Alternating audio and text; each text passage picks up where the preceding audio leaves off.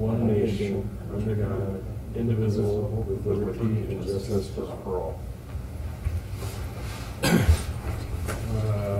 Public comment. No one coming forward. We'll move on to the consent agenda. I'll entertain a motion on the consent agenda. Motion to approve the consent agenda. Second. Motion Bolden, second Krevins to approve the consent agenda. All in favor say aye. Aye. Motion carries. New business item number 1. Gone.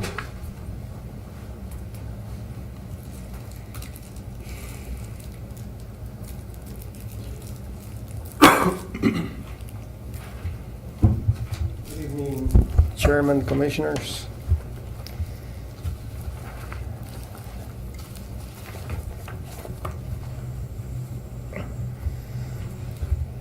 The first item, I'll give you some background. I think it's kind of interesting just to know about it.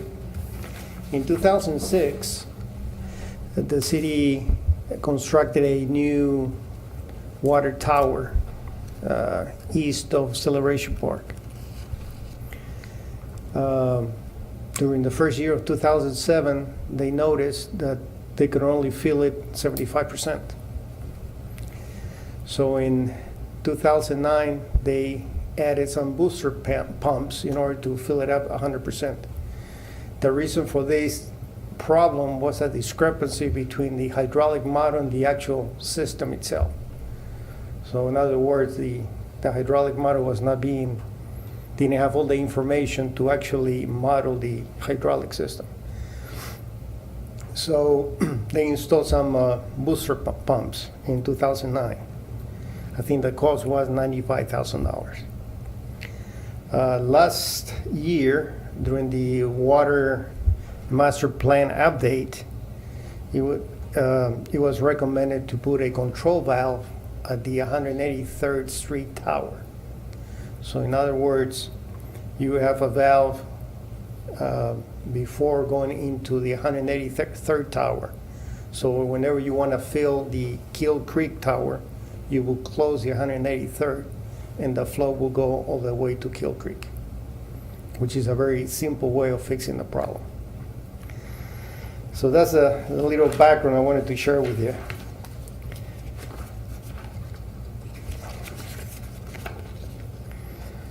So last year, the UAC made a recommendation to City Council to we contracted the service of PEC, which was a consultant that did the master plan. So they reviewed the original drawings we had on the 183rd Street Tower. So they make sure that the configuration was okay to put a control valve. So we went ahead and solicit bids for the purchase and installation of the control valve, and we only received one bid. That was Janet Group. The base bid was $68,400, and the original estimate was $82,250. So it was way below the estimate. So we would like to recommend a approval for the construction contract to Janet Group for the 183rd Street Water Tower Control Valve Construction Project WA 1805 to the City Council in the amount not to exceed $68,400. Any questions? It's pretty straightforward. Questions? You're pretty sure that this group can perform the task, the Janet group? We checked their references and they should be able to perform the task. It's not that, You haven't used them before? we have not, have we? No, we have not. But basically, we have bind the valve, remove the existing spool piece, and insert the control valve. Then we'll have the SCADA technician do the configuration. And the construction company had references, have done multiple projects of this nature with valving at different KCK water treatment facilities and KCMO water treatment facilities. Thank you. Any other questions? I'd entertain a motion on new business item number 1. Motion to approve recommendation of construction contract to Janet Group LLC for the 183rd Street Water Tower Control Valve Construction Project WA 1805 for the City Council in amount not to exceed $68,400. Second. Motion Crevens, second Waldman. All in favor indicate by saying aye. Aye. Any opposed? Motion carries. New business item number 2. This is the South Lift Station Storage Tank Construction Project. Just as some background, on February 5th of this year, the Utility Advisory Commission approved a recommendation to City Council to execute a contract with Larkin for the design of the South Lift Station storage tank construction. It was later authorized by City Council on March 5th of this year. So Larkin went ahead and did the design. It was finalized in September. So we solicited bids based on the design and specifications. So we received 5 bids, and we reviewed the bids. Also, Larkin assisted with a review of the different proposals, and we would like to recommend Crossland Construction to do the construction of the storage tank for the South Lift Station. Their price was $1,931,497.10. The original budget was $2.3 million. So we're slightly less than the budgeted amount.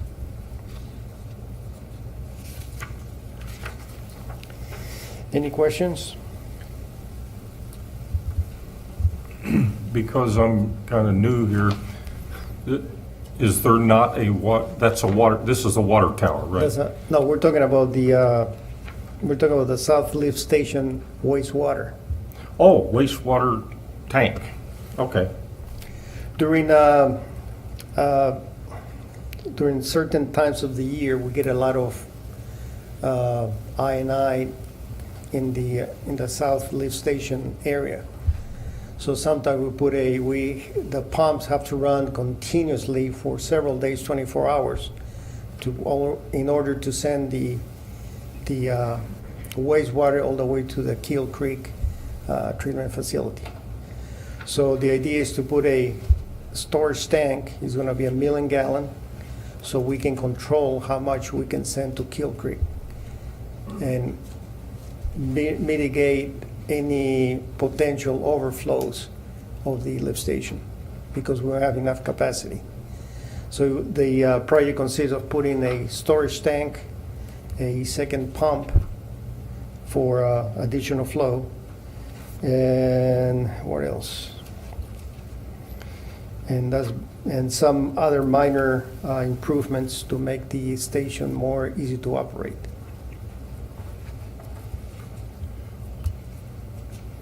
Okay, I think I understand. And maybe Scott will give you a little more information, or Jeff, if you.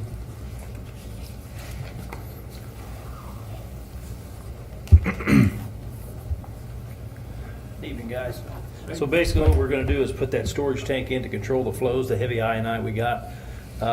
Just this last rain event, we got 14.2 14 and a half inches, and we did almost 29 million gallons of I&I.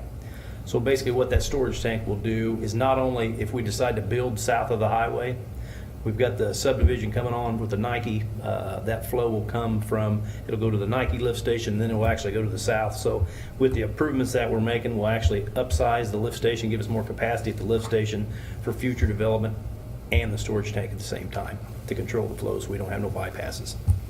So basically that million-gallon tank, we can actually put the water in there after the rain event, 2 or 3 days later, once everything settles down, then we can actually drain that back and then go ahead and treat the waste. So, So does this kind of fit in with the other I&I project? That's what we're talking about, right? correct. And Groundwater. as it stands now at the East Lift Station, we got a 250,000 gallon storage tank right now. We've also at the North Lift Station, we got a 1 million gallon open storage tank to boot. The way the plan is now, we actually can store 1 million in one of the clarifiers that we don't use. So the last rain event, we had the 1 million gallon at the plant full, the extra clarifier. The North Lift Station 1 million gallon was full.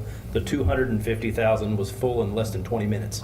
It was completely full. 250,000, it was just like that. So this will actually take some of the heat off that and give us a chance to go ahead and treat that waste as time will allow us. So basically, when it's all said and done, we'll be able to store 3.25 million gallons. So, which is a lot for the plant. The plant's rated 2.5.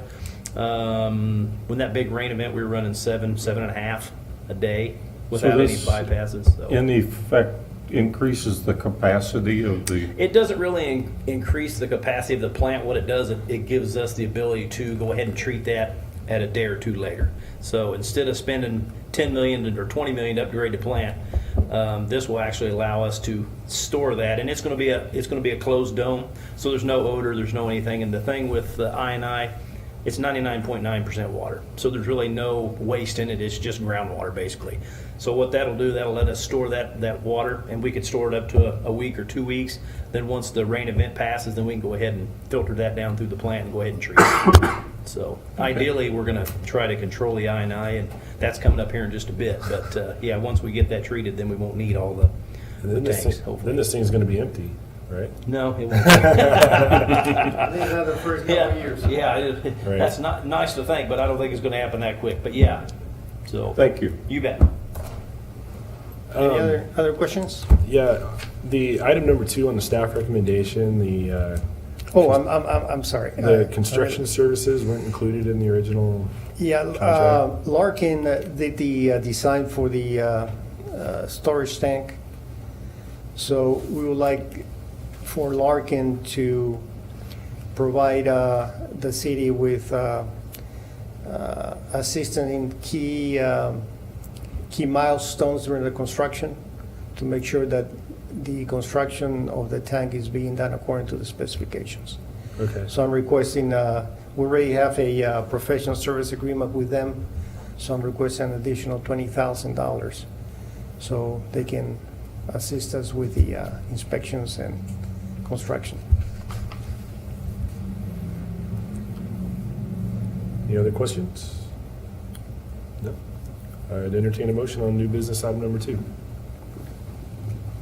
I'll make a motion to recommend approval of construction contract to Crossland Heavy Contractors Incorporated for the South Lift Station Storage Tank Construction Project WW1809 to the City Council in an amount not to exceed $1,931,497.10 for the South Lift Station Storage Tank Construction Project, and to approve amendment number 1 to the agreement of professional services for Larkin Lamp Rynearson to provide construction phase in an amount not to exceed $20,000. Second. Motion Waldman, second Crevens. Any further discussion? All in favor indicate by saying aye. Aye. Any opposed? Motion carries. New business item number 3. This one had to do, this item had to do with the inflow and infiltration study. Late last year, the city council awarded a contract to Trek Design group to study and analyze the wastewater system to determine where the excess flows within the collection system occurred. Since 2003, every master plan has recommended doing something about the I&I, and finally we got it late last year to implement a program to identify the inflow and infiltration. So through the spring and summer this year, Trey has performing flow monitoring in 20 places throughout the city to pinpoint the area of concern within the system where large concentrations of inflow infiltration are occurring. Now, if I remember well, the program has 5 or 6 phases, so we're close. We're coming to a close on phase 1 and 2. So we have a presentation on the what have we done so far, and Lucas Gillen will be doing the presentation on the progress so far. Then, based on the presentation, we need to move forward with the I&I program. So the next phase will be looking into the private I&I, and we can discuss it after the presentation.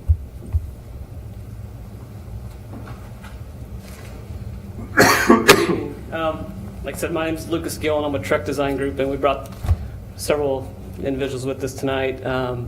Amy Growlup, she's she's behind the scenes. She's taking care of everything, you know, on a lot of the metering that we've been doing and the measurement. And then we also brought Ron Thoman here. Ron is he doesn't like it when I talk about him. He's one of the pioneers of private I&I. We like call him the private I&I guru, but he started Johnson County Wastewater's private I&I program 25 years ago, and so he'll be talking about the private I&I piece of this. And Amy's also managing a large private I&I program that we're doing for KCMO too right now. So thought she'd bring her along if you guys have any questions about how they're doing things or want this kind of be an open discussion, because it is a lot to take in and it may be new to some of you. So anyway, but kind of backing up, like on Gons was talking about those first couple phases that we've got done of the overall private I&I, or not just private, but just the overall I&I program that we got here. You know, we talked about that storage tank. You know, there's just so much I&I coming in all over the city, and the long-term solution and the sustainable solution is to really find out where it's getting into the pipes and the manholes and stop it before it even gets to the system. And that's the groundwater and the rainwater that gets in. However, you know, that's a very, very, it's, you know, there's a lot of pipes and manholes in town, so you can't just go do that overnight. So those storage tanks are a good idea to kind of get you, you know, you got to be thinking 10 years or so, or 20 years, 30 years. Those things are needed to really contain all that I&I and all that wastewater flow so you don't have bypasses into your creeks. But at the same time, this I&I program is being implemented to go ahead and get a long-term plan in place to really find out those places in the system where you have broken pipes and manholes, where all that water is getting in, and stop it at the source before it even gets to your plant. So that's what this program is all about. And how we do that, we obviously start with flow monitoring. But I guess I apologize if you I'll back up here a little bit. You know, the reason why I&I is such an issue is any flow that gets to the plant costs you money to treat that flow, and so you know there's no use just treating rainwater. I mean, that's just wasted money, right? So that's one reason for the program. Another reason, I mean, a lot of the sewers in town and the manholes in town are just old, and you know some of them date back to, I mean, how? 50s. So you know, we all see the streets. You know, they break down and they're visible, but there's things underground too that do need attention. So, you know, part of this program will be going through the system and renewing some of your aging infrastructure and extending the useful life of it. And there's a couple other things too that were laid out in the master plan, that you need bigger pipes in some places to convey the I&I when it rains. Well, if we can find some of the places that are really leaking badly, we can maybe reduce that I&I, and we wouldn't have to build those bigger pipes. So there could be some cost savings long-term as well. The master plan kind of sees things from a higher level, and so they make assumptions on where you do need bigger pipes. And they also recommend doing this I&I program so we can really delve deeper into the details here, find out exactly what the flows are, and then really making a determination of, are these really needed or not? And so that's what we'll be doing as part of this as well. Does that kind of make sense on the reasons for the program? Okay. I've kind of jumped all over there for you. Okay, so we started last spring with flow monitoring. And what we're really trying to do with these 20 sites, we're trying to find out the leakiest parts of the city. So we can't just implement a program where we inspect every manhole and sewer in town. That's too expensive, right? So we want to be strategic about how we phase this. So we put meters all over town. We see how they respond during wet weather. So we see, okay, what's the peak flow and what's the dry weather flow? And we call those peaking factors. So wherever we see the greatest response, that's where we know we're getting the greatest amount of I&I. And so we get the meter data in, and then we rank all the basins. And then we can put a strategic long-term plan together of going through these areas, doing our inspections, finding the manholes and pipes that need to be fixed, and so forth. So this shows our map of the city. I don't know if you can see this, and this lays out where we had all of our flow meter basins. And spring hit. And we always do our metering in spring because that's when we get our biggest rains. Well, it didn't rain. And it didn't rain. And it didn't rain. And I think you guys even had some water restrictions that you had to implement back in July. And typically we meter for a 60-day period, and we can usually get good wet weather data. Well, Jeff and Scott and Gons, we put our heads together, like, how can we stretch this budget to 90 days? So we were able to get that 90 days. So we went 90 days. Didn't rain. Like, gosh darn it. So we didn't have any real good data. And this is the graph you see here. It's just a flat line, right? It's just dry weather data chugging along. So the decision was made, okay, let's leave those meters in. Let's see what we can get. And lo and behold, we got the rain. And it rained, and it rained, and it rained. And so this kind of went, I was getting a little depressed about this whole deal. I was like, gosh darn it, we don't have our data. And then you got the best data you could possibly get. Your system was stressed. Scott didn't like it because he's down at the plant trying to keep his head above water, but it was great data for what you're trying to do here with your I&I program. I mean, this is going to be a great way to prioritize areas in town. It's really going to set the baseline on like how bad the problem is in different areas of town. And I don't know if this hydrograph here is what we call these. This shows all the flow from May through October, and you can see that spike in October. You see that? All that's I&I. All that's volume of flow that you're treating at the plant that costs money. So that's our goal on this program, is to get that peak down as much as we can in a cost-effective manner. Make sense? Okay.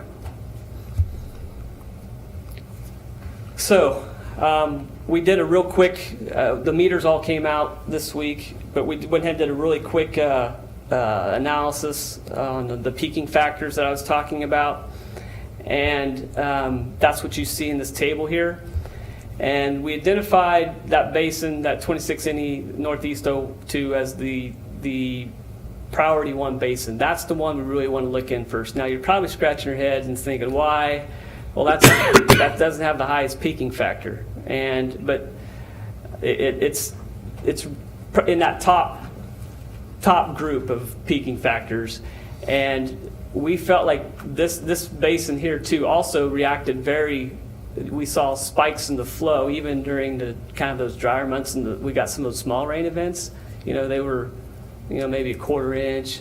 Well, that basin there was the only one that was reacting. And so we know something's in there. But that one event in October, I mean, it was a peaking factor of 18.1, and there were some others higher. We still feel like this is the best area because of the frequency of how many times we saw I&I in there. And then there's also in the master plan, there's a relief sewer recommended in this area. And relief sewers are where they recommend upsizing the pipe size to convey the flow. Well, we think if we can get in here and maybe get maybe we'll do our inspections. If we can find a lot of locations where we can get that peak down, maybe we can do away with that relief sewer that's needed in that basin as well. So we felt like that had some weight as well in how we prioritize this is the number one basin. And then I was also looking ahead in the agenda tonight. Gons has a report where he kind of says, okay, where did we have our sewer main fixes over the last quarter? And I think there's 4, which is pretty good on the wastewater side for the whole quarter. But 2 of those 4 were actually in this area. And so that just further validates that I think we're sniffing in the right spot by starting with this area downtown. And this top hydrograph shows you that's the data from that downtown area that we're talking about, and you can see all those little spikes. You see those? Those are all rain events.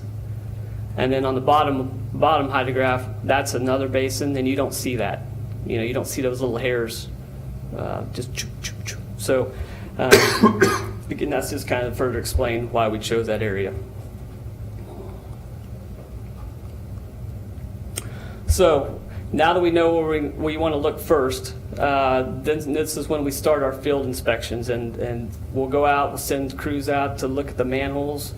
We do condition assessment. We'll open the lid up, look down, say, all right, what needs to be fixed? We'll take a bunch of photos. We'll put all the data that we collect in your new asset management Lucity system that you invested in a year ago. So we'll make sure everything ties into there because we want to keep good records on everything we're doing for long-term use. We'll also be doing smoke testing, and are you anybody familiar with that? So I don't know if you've seen it. Pump smoke down into the sewer. That's what we do, yeah. And it's a real cheap method. We've used it for lots of years, but we pressurize smoke in the sewers, and then we like to kind of do it when the ground's drier because we can see that smoke will actually come out of pipe defects and cracks and come up to the ground to the surface, and we can say, okay, there's probably a broken pipe under there. And then the big ones are you have a stormwater system which conveys just your storm flow and your sanitary system. Well, there are instances, over the many years that these things were built, that sometimes there's cross connections from the catch basins that get tied into the sanitary, which is not a good thing. So if we find those are like the honey hole, right? Because we can get a lot of flow keep a lot of flow out of the system for a small investment. So is that smoke back up into houses or anything? So if the houses are properly plumbed, which most of them are, they've got P-traps in the drains, and if they have water in them, then shouldn't be any smoke in the houses. Now, when we do the smoke testing, what we'll do is we hang door hangers on everyone's front door a couple days before, and we explain to them it's to fill those traps up with water. And we have a phone number on there saying if you do get smoke in your house, call the field crew leader who will be out there, and then they'll come in the house. They'll help you out. But the smoke it's like a non-toxic. It doesn't really smell or anything, and so it's kind of vegetable oil based that it drips on it gets hot and drips on the manifold, and so it's completely safe. But what happens once in a while, but usually it's you talk to the homeowner and everything can be taken care of pretty quickly. Notify the fire department. So people want to comment. We all before we start, we always have a meeting with the fire department and say, hey, this is what we're doing, and then we send out daily emails first thing in the morning, letting the fire department and the police department and the utility and everyone at utilities knowing our specific location on everything. So we try to be very careful when we do this type of work.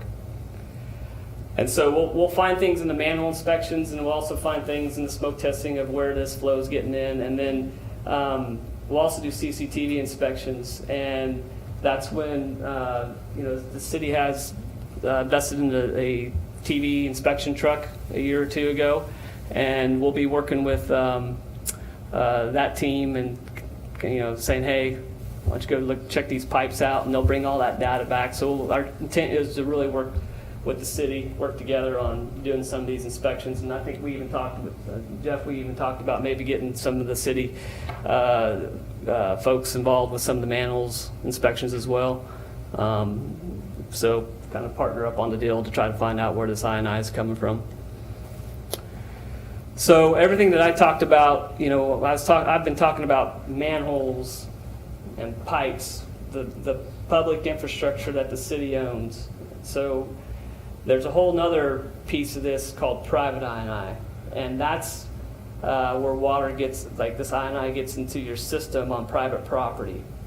And I'm going to let Ron take it from here. He's going to give you a little bit more of a rundown on the differences between the two and what some of the other cities are doing to address both of those types of INI. It's this button here. Okay. That'll get you going forward. Well, thank you. First of all, I want to explain real quick INI. It's infiltration and inflow. And INI, it impacts the wastewater collection system differently. When we get a rain event, inflow is very quick, instantaneous effect on the system. It's direct connections, like Lucas talked about, a storm inlet that might be connected to the sanitary sewer. A downspout off of a roof that's piped directly into the sanitary sewer is going to do the same thing. So that inflow is an instantaneous impact to the system. When the rain stops, the inflow for the most part goes away. Infiltration are slower leaks into the systems. It might be a crack in a pipe under a street, for example, and as the ground gets saturated, that water seeps into the system. So infiltration is slower to impact the system, but it sticks around for a lot longer period of time. Inflow is very simple to find. Lucas talked about the smoke testing. In most cases, we can find sources of inflow through doing the smoke testing. Infiltration is not quite as easy to find. The inflow is the low-hanging fruit. The infiltrations, you're going to spend a lot more time and energy looking for the infiltration. You can't deal with one without the other. You're not, I shouldn't say never, but in most cases you're not going to find a smoking gun, point your finger at it and say that's what's causing all of our problems. It doesn't work that way. It's a large number of different sources of rainwater getting into the system that impact it. So when we talk about INI, it's coming into the system from both the city side of the system but also private property. So if the city has 200 miles of sewer pipe in the ground, double that. You probably have 400 miles of sewer pipe in the ground. When you take into consideration that service line going from the house to the sewer main and all the plumbing connections on that private property. And the city might do a great job of maintaining their part of the system. Property owners don't do that. They don't clean their service laterals on a regular basis. They don't care. They don't worry about sources of INI connected to the sewer if it doesn't impact them. And most homeowners don't understand INI and what it does to our wastewater collection systems. So when we go to the private side, we're looking at a number of different things. And the diagram you have in front of you kind of depicts a lot of the sources on private property that we're dealing with and talking about. You've got everything from the point of connection into the sewer main, where a lot of times on these old vitrified clay pipes, plumbers did what we call break-in connections. They simply took a ball-peen hammer, knocked a hole in that clay pipe, they stubbed that service line come from that house up against it, and they grouted around it. After all these years, that grout's gone, and a lot of times we see really leaky connections today at that point of connection. we're dealing with a lot of vitrified clay pipe that goes back to the house. Roots get into the joints. The joints a lot of times in those old service laterals aren't tight. They don't keep the water out. So again, those are sources of I&I getting into the system. Houses that have basements, when you put a basement in the ground, you dig a hole in the ground, a lot of times you get to deal with that groundwater from around the outside of that foundation. If you don't, you get a hydrostatic pressure building up against that foundation that can cause a lot of settlement and foundation cracking problems. So most houses that have basements have some means of draining that groundwater from around that foundation. We call them foundation drains. It was a very common practice to connect those foundation drains directly into the sanitary sewer. It was also common practice to put in sump pumps and pump that water, ideally outside, but there's a lot of them out there that are pumped directly into the sanitary sewer. You've got outside stairwells, driveways, patios, a lot of times have drains in them connected. Downspouts in older homes, sometimes they connect the downspouts directly into the sewer system. So there's a whole host of different things on private property that we're talking about when we discuss private I&I. And some of them are easier to find and easier to deal with than others. So what are the benefits of a private I&I program? And this is not unique to Gardner by any means. Everybody across the country is dealing with I&I issues, both on the public and the private side. It's not unique to any one system by any means. But what we have found over the years is that private I&I is one of the most cost-effective things that we can do to eliminate or reduce the I&I in our systems. It's much less expensive to deal with a sump pump on private property than it is to go dig up a street, fix a crack or an offset joint in a pipe. And a lot of times we're moving as much or more I&I on the private side than we are the public side. The graph to the right there, that is based on a study that was done by the Water Research Foundation.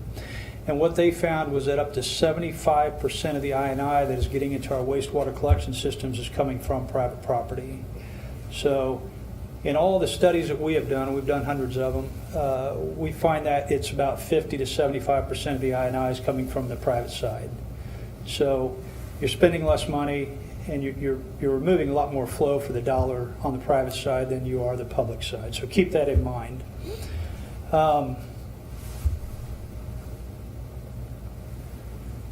So there's a lot of other cities. Lucas mentioned I worked for Johnson County Wastewater for 20 years.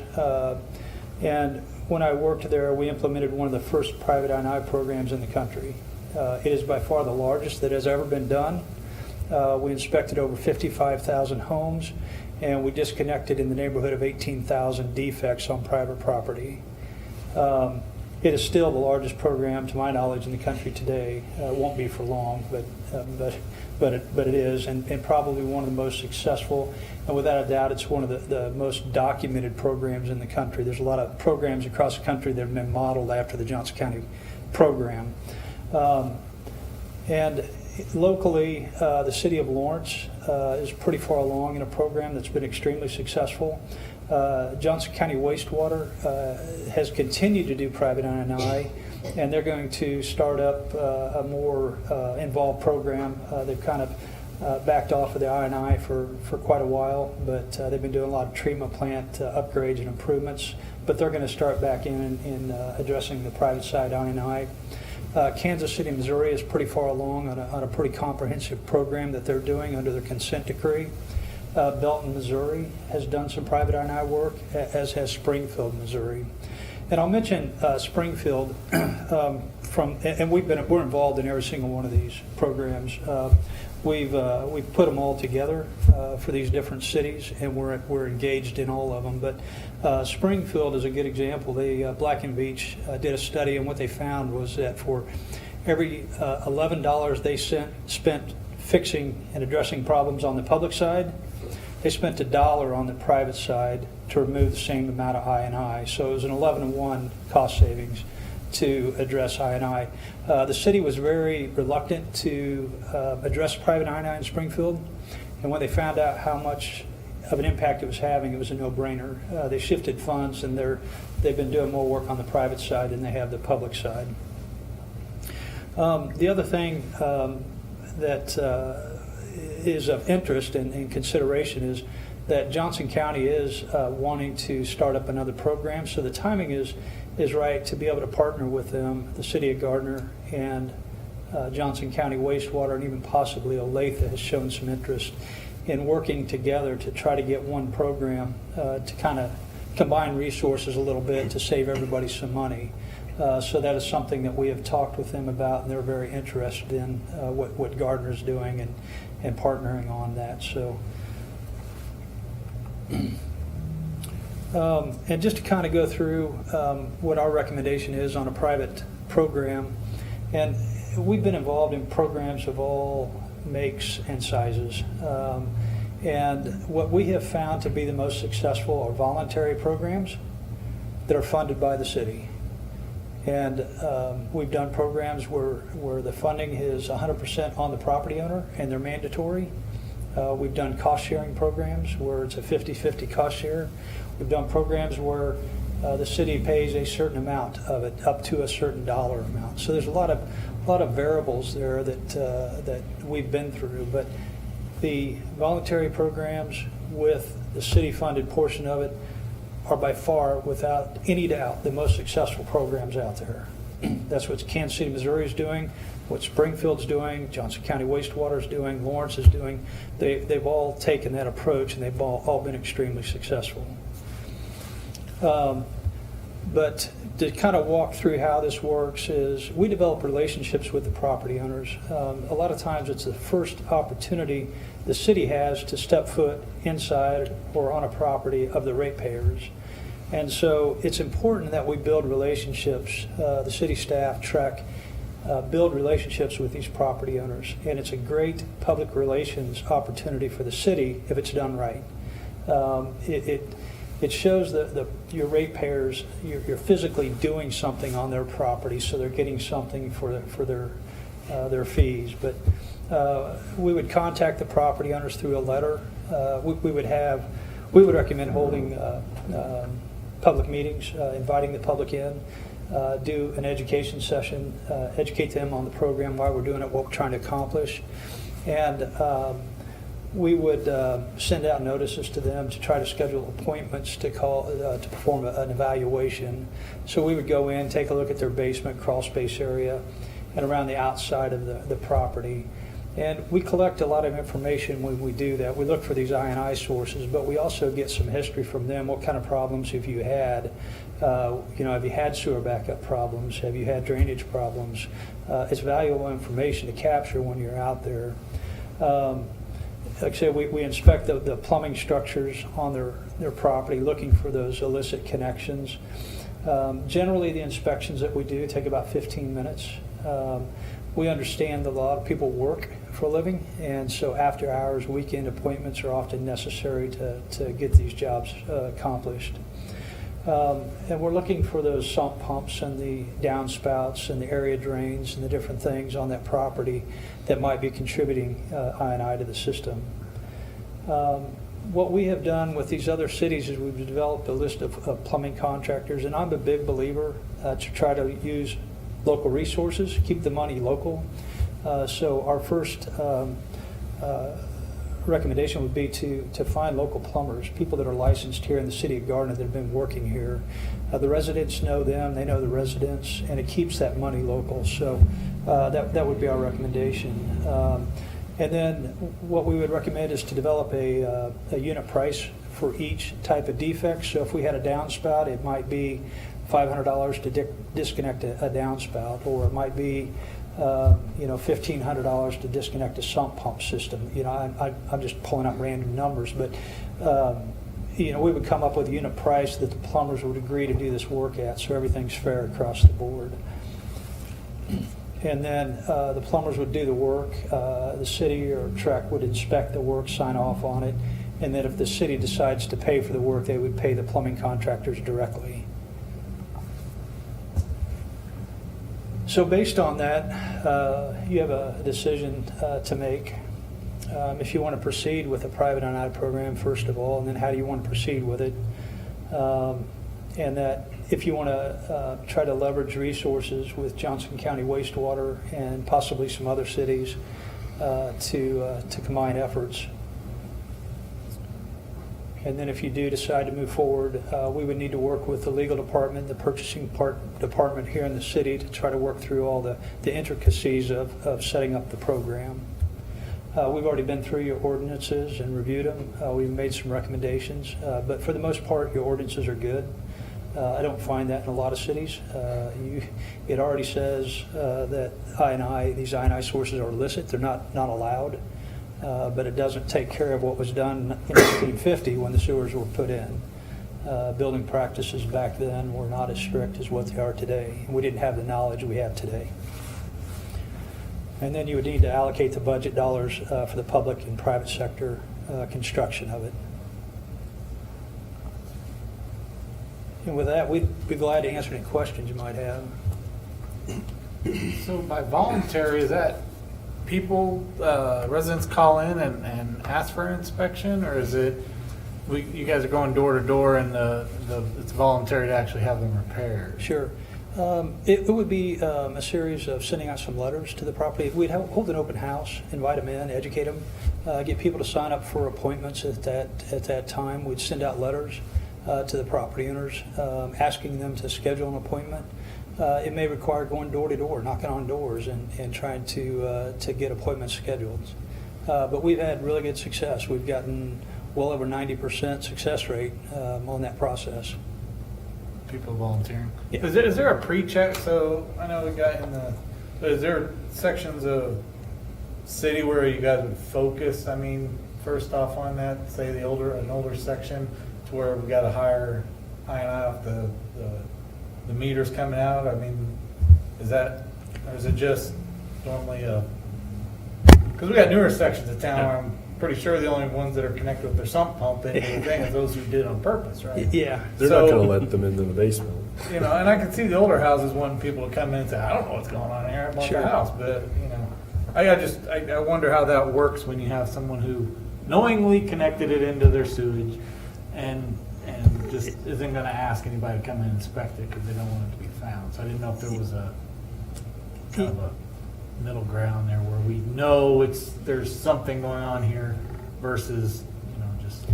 Yeah, you talk about newer homes. We've had areas, newer areas where they have really high peaking factors, and it's because of their sump pumps. And a lot of times they get connected because people just simply don't understand the impact that those sump pumps are having on our systems.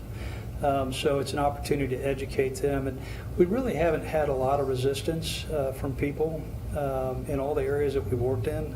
Very, very little resistance. You're going to have the one-offs that are going to give you a lot of trouble, but you know, I've done a lot of work out here in Gardner over the years, and I know the people in the area, and I don't think people out here are generally very nice, and I think if you treat people with respect and you treat them with kindness, it goes a long way, and educate them on what the problems are and what the solutions are. Makes a big difference. What are some of the solutions you guys have for, you know, say you've got somebody pumping into their sewage because they don't want it puddling out in the back, right? Sure. So it was pumping out the back, they put, hey, we got a dry backyard. You know, what are normally some of the solutions that are, you know, presented to them besides just, hey, we're gonna run it back out to the backyard again, we'll throw pipes up those halfway out. As soon as you leave, they're going to. Yeah, you don't want to solve one problem and create another. So those are things you have to look at. Where do we take that water so it doesn't cause a problem? You don't want any ponding out in the yard. You don't want to recirculate that water. You dump it up against the foundation and it's got poor drainage. You're just going to recirculate that water. So those are all things that have to be looked at when you go out and move the property owner. You know, most of the plumbers in the Kansas City metropolitan area I've dealt with at one point in my career, and you know, it's educating them too. We're all one team. You know, it's the city, it's Trek, it's the plumbers, it's the property owner. We all have to work together, and it's trying to educate those plumbers so they understand. We don't want to cause a problem by doing this, because if we get negative publicity on this from property owners, it puts up a roadblock, and it really affects the success of the program. So those are certainly things you have to look at and consider. And that's like one thing when we do these, before a repair is made, we meet with the plumber on site and we make sure that it's okay where he's discharging, right? I mean, obviously if there's a storm drain somewhere close by, we're gonna try to get it there, right? But we look, we don't just let the plumbers go wild. We stay, we kind of keep them in check the whole way through and make sure they understand the repair, where that discharge pipe goes. And I mean, if there's not enough, if it's just a flat lot and the drainage issues, then, you know, that one, it may be decided that we can't do this. It's gonna create, like you said, it's just gonna create a different problem. So, you know, we have to be smart about what we're fixing. Well, I mean, is that something that when you do a voluntary program where the city pays, I mean, that seems like that could be a difference in cost of, what we're gonna end up paying to have it rerouted, I assume they put PVC down, run it somewhere else, but,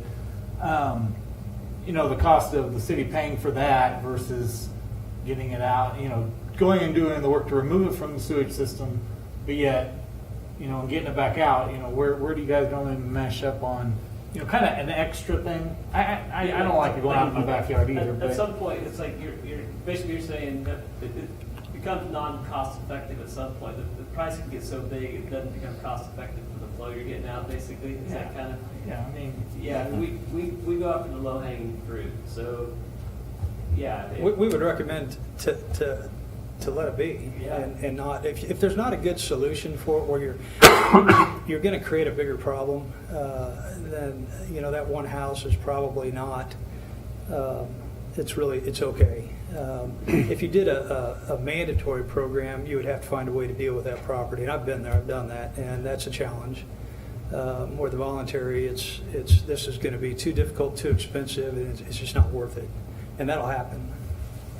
I'm wondering on the 50-50 type of thing where, the city pays the cost to disconnect it from the sewer line and discharge out somewhere, but then the property owner pays to have it if they want it routed Sure. somewhere else. There's an extra cost that, and so that's where I'm asking on that. Yeah. We pay $200 to have the plumber go in and, cut the line, and stuff with rag in it, and bump it out the back, and then they pay to have it actually routed.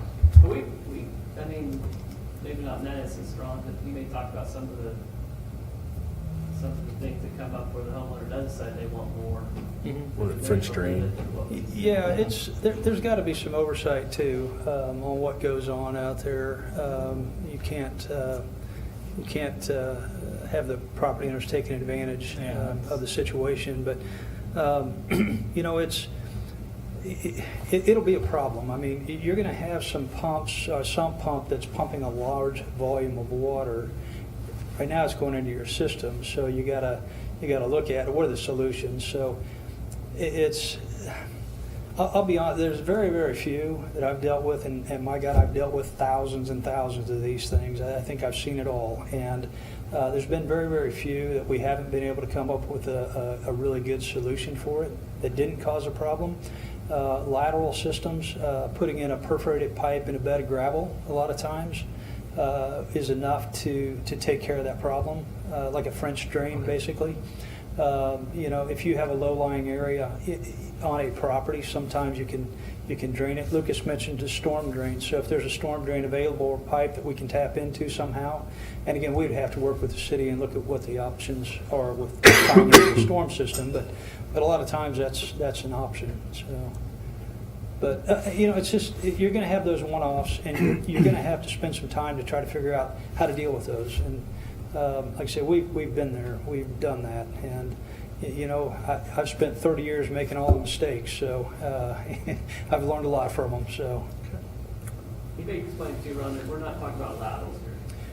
no, we're not talking about doing any work on service laterals that go from the house to the main. That's not typically cost-effective to deal with, and I can't mention which city or municipality, but there's a local one here that did a study, and they tried a bunch of different options of addressing I&I in their system, and I think there were 11 different varieties of removing I&I from the system. They had one area that they went in and they put in CIPP liners through every pipe in that area.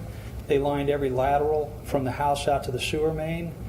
They disconnected every I&I source that they found, and they rehabilitated every single manhole within that area. So they did 100%, addressed 100% of the identified I&I in the system. They had a control area where they did nothing. They had some where they just did private I&I. They had other areas where they did public side I&I, just variations of different things. What they found to be the most cost effective was to do 100% of the private side I&I, excluding the service lateral. And the more cost effective sources on the public side, the pipes and the manholes. That was the most, they got the biggest bang for their buck by doing that. So. And I think that's probably what you're going to find here in the city of Gardner. By service lateral, you're talking about the drain from the house out to the, okay. What if the smoke test reveals that that's a problem? If it shows the service line is a problem? Yeah. Well, that's something we'd have to talk about. But there are technologies out there where they can line the service lateral.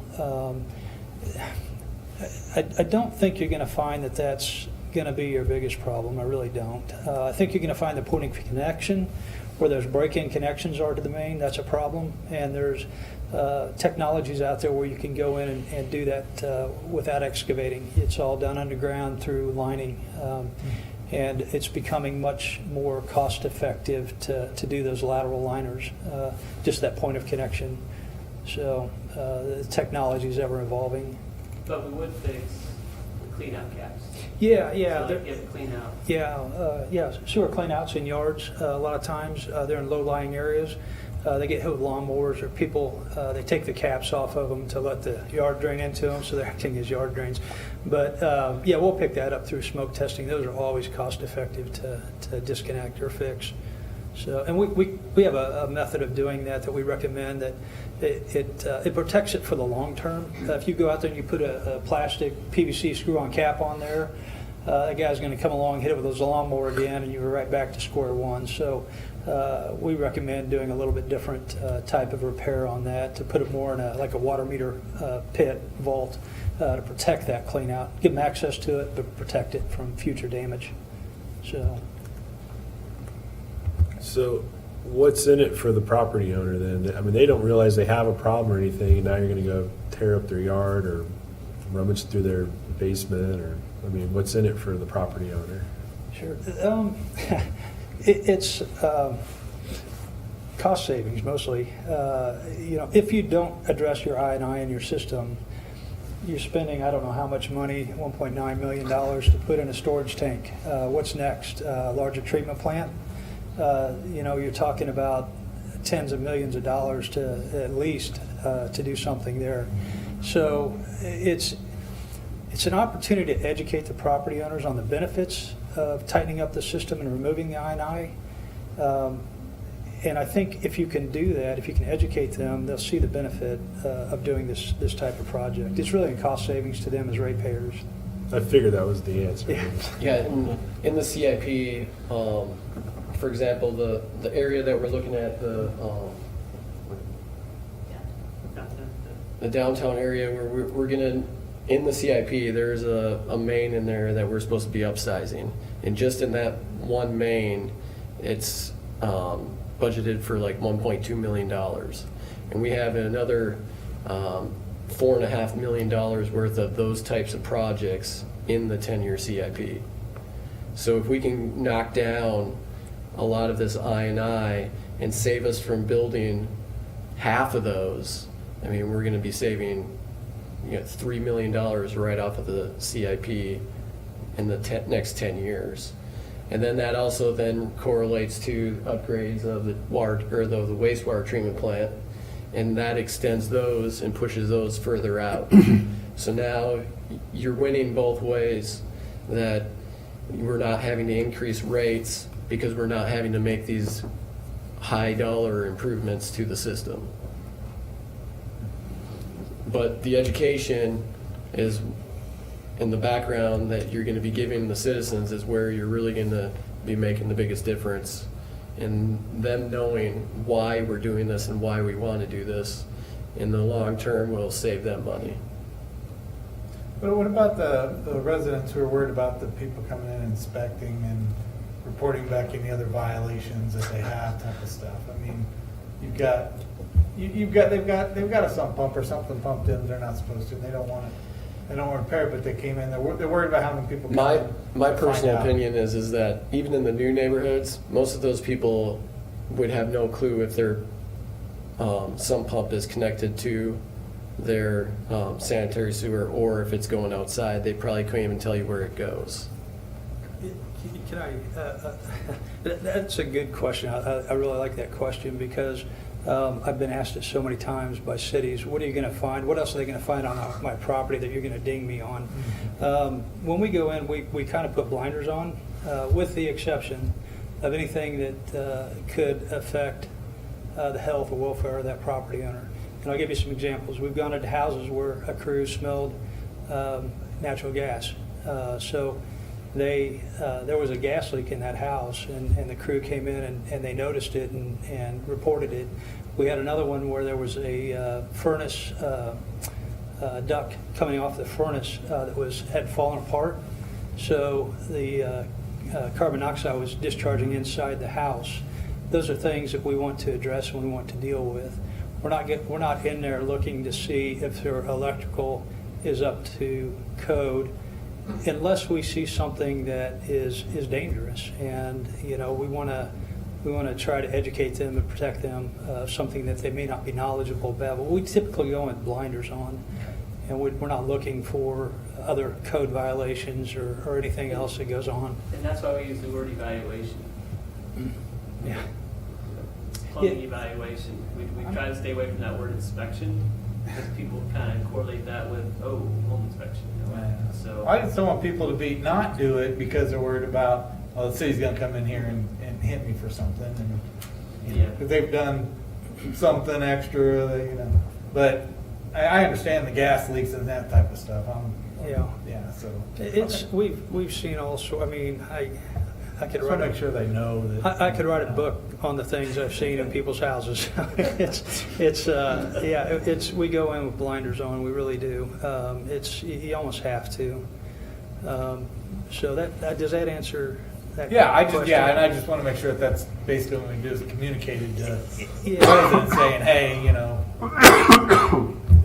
we're not looking to find stuff. Right. We're looking for this specific thing. Everything else we're basically going to ignore it unless we think it's going to blow you up. Yeah. They're gonna walk past your. I just want to, because I hate to see people not do it, not because they don't do it, because they're worried about something else. Yeah, and again, I'm going to go back to the fact in all the cities that we worked in, we generally get over 90% success rate of getting evaluations done. It comes in thirds. I've been doing this a long time, and it holds true in every city. So we'll get a third of the property owners that will sign right up. They'll volunteer. Let's get this done. You're going to have another third that it's going to take a letter or two or a phone call to get them to sign up for it. It's that last third that's always a challenge, and they take the most amount of work to get through to. The first 2/3 are pretty easy. It's just that last group that's just a real challenge to try to communicate with them and get them to understand what you're trying to do and what you're trying to accomplish. So it sounds like, well, first of all, Johnson County is the largest I&I program. Is that what you said? It's the largest. Yes, it is the largest in the country to date. Is it voluntary? No, it was not. It was mandatory. Did it start out voluntary? No, it did not. It is voluntary today. Most of that work in Johnson County was completed through the mid-1980s into the mid-1990s, and it was mandatory, and that was because of some federal grant money that Johnson County Wastewater received, and the grant monies required them to address 100% of the private side I&I. So I'm a little bit concerned about regulatory creep, where it starts out voluntary and becomes then something that's onerous to the Sure. property owner. So who makes this initial, I take it wouldn't be a city employee that goes initially and evaluates the wastewater system in a home, right? That would be not the plumber, not as, so it would be It's, a new employee or a contractor, or who does that? Sure. Generally, in most of the projects that we've done the bulk of the evaluations ourselves. Trek Design Group has. You've got the city of Lawrence, for example. They have one individual that's dedicated to this program, and that individual helps out with doing some of the evaluations. Some of the more difficult ones, the city employee gets involved with. Johnson County Wastewater, same thing. They've got an individual that gets involved in the more difficult property owners or the more difficult sources to disconnect.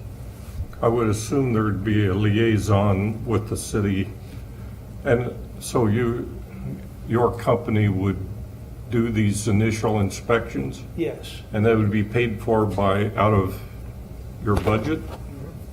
And there's money in there for that, or not? When these phase, 300, there's some money that was approved last year. I want to say like $300,000. So, so you would go in and you would take care of the contact and get entry to the homeowner's Yes. place, and then under a voluntary, if the city paid, for instance, if you found things, then there would be this arranged contract with the plumbers, and they would come in and do the work, and then you would go back and follow up or you take a test sample and follow up, or there's no follow-up. What happens then? Yeah, there's got to be follow-up. You have to make sure that, the plumber's doing what they've been contracted to do. There's another value in going back out to, it closes it out with the property owner. If I came to your house and I'm doing that final inspection, I want to make sure you're satisfied with it. You need to be 100% happy with what has been done and how it's been done. It gives us an opportunity to make sure something gets corrected so it doesn't leave a bad taste in that property owner's mind about the program. We want them to be happy about it. We want them to have a good outcome from it. So that final inspection is really important. Something else that we've done in a lot of cities is we've given them a survey. Maybe it might be a 5-question survey to kind of get some feedback on how this could be done differently, how can we improve, in the city of Gardner. So, that's something else that we could talk to the staff about doing as well.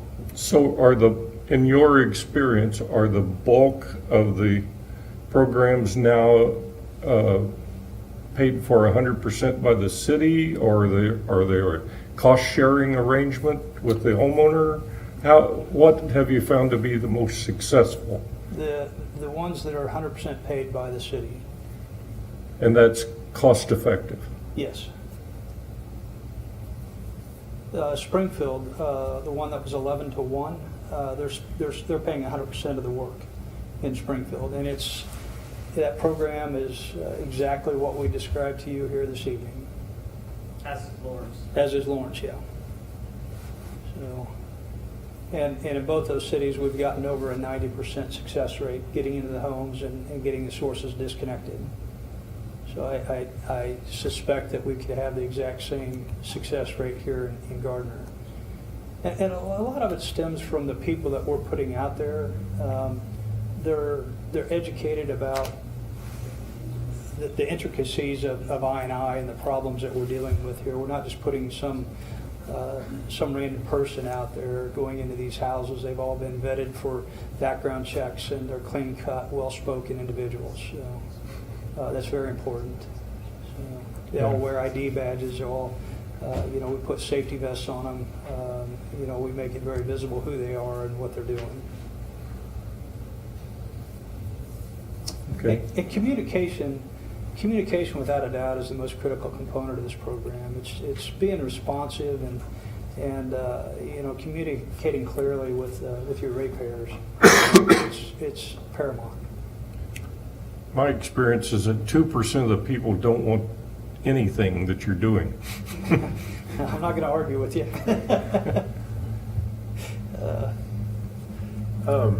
What kind of resources can be shared with Johnson County wastewater and potentially Olathe?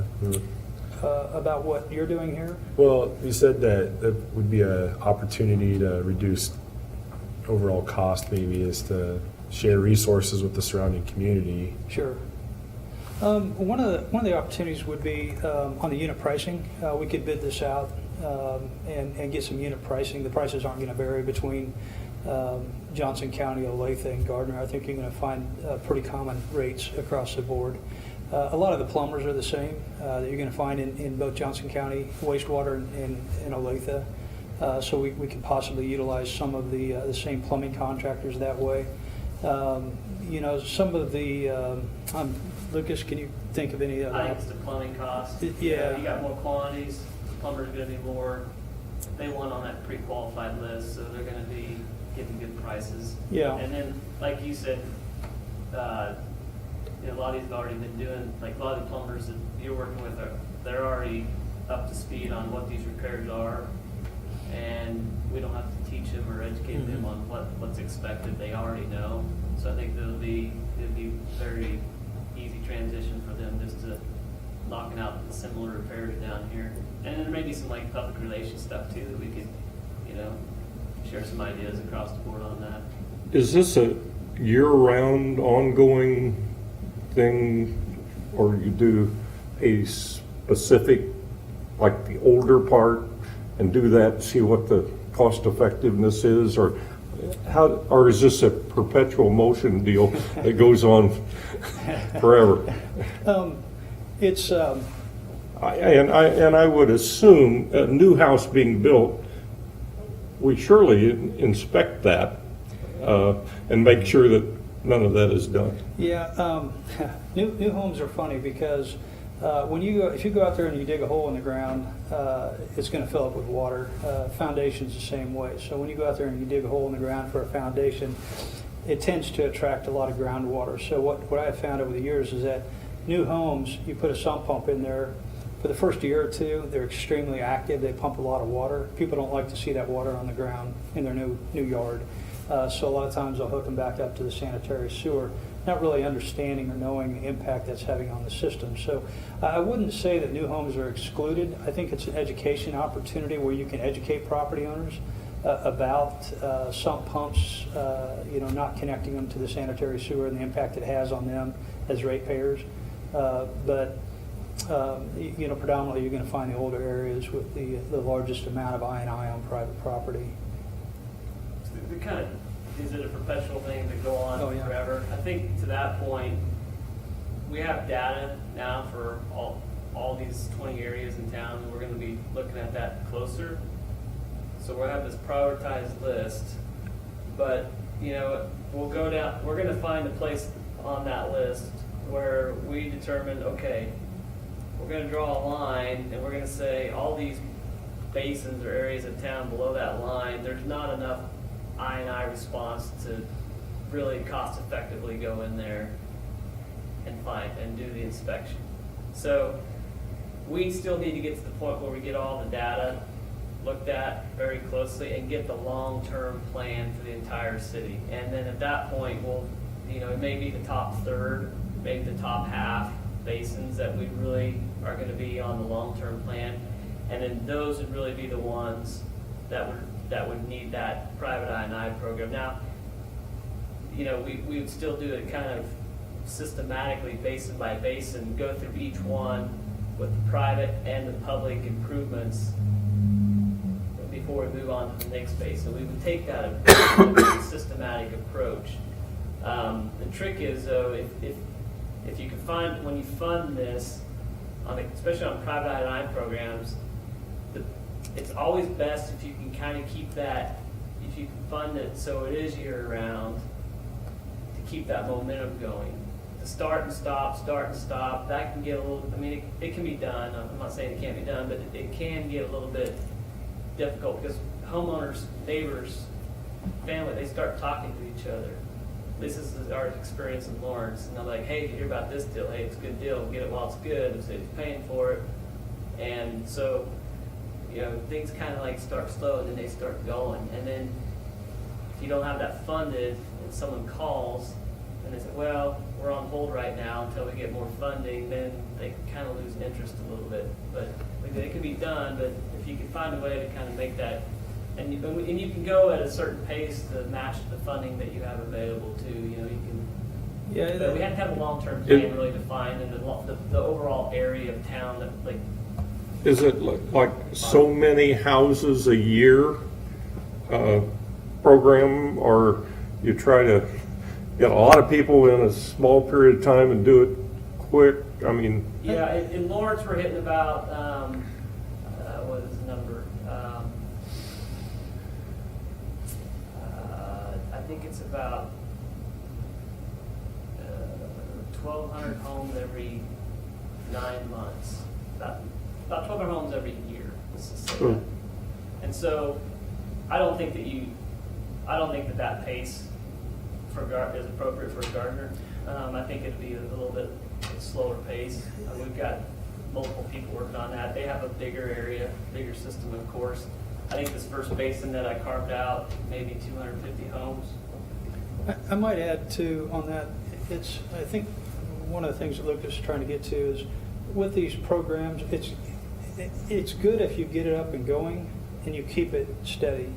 If you get these peaks and valleys, you get homeowners that well, we can't do it right now because we keep having funding until after the first of the year type of thing. Or the bigger problem is you get these plumbers that they staff up for this work because it really impacts their businesses, and so they staff up for it and they get the equipment and everything, and then they go strong for 8 or 9 months, and then the brakes get put on, and then they're sitting and they got to carry guys and equipment and things that they hadn't anticipated for. So they start to lose interest in it as well. So the plumbers are very much part of the team, and so you have to take that into consideration and try to work with them. I think you can set these programs up at a pace, you know, however you want to structure it. You can pace it out. If you want to get through it quickly, it's doable. If you want to drag it out for 10 years or whatever, you can do that as well. So. And the Johnson County thing would help too with those peaks and valleys. Yeah, you know, it would. Olathe, yeah, if they were on board, it would certainly help. Those plumbers know they're getting lots of work from Johnson County as well. I think they could even that, not those valleys, peaks and valleys. so is it important that from the time of the initial evaluation that the work be completed in a Yes. short period of time, or can you stage that? Or- Boy, what I have found to work the best is once you make contact with that property owner, to move at a pretty good clip. Because Well, once what's you- a good clip? Is a week, 30 days, Try to get 60 to 90. 60 to 90 days Yeah, and to be all wrapped up? yeah, in and out, in the door and out with the work being completed. Actually, it's less than that. Less than that, probably, I would say 30 to 45 30 to days. 45 on that.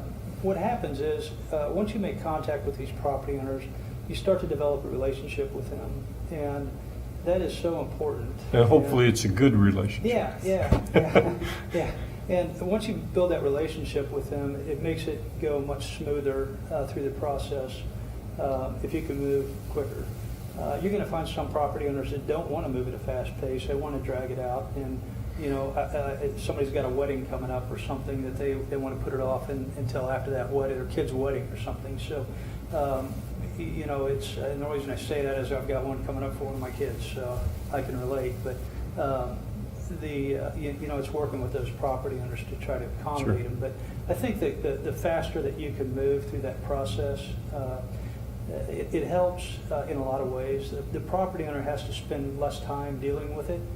It gets taken care of, and they can move on. There's not a lot of trips in and out of their house. Things they don't get forgotten or dropped the quicker you move. So a lot of value in moving at a faster pace. So we can kind of fund this like the tree trimming type of deal, where we add funds to it every year, every 3 years or whatever. What we do, 100,000 on tree trimming? A year or something? I think it was 55,000. It's a lot less now. Yeah, I know it took a while to get, I assume this will go the same way.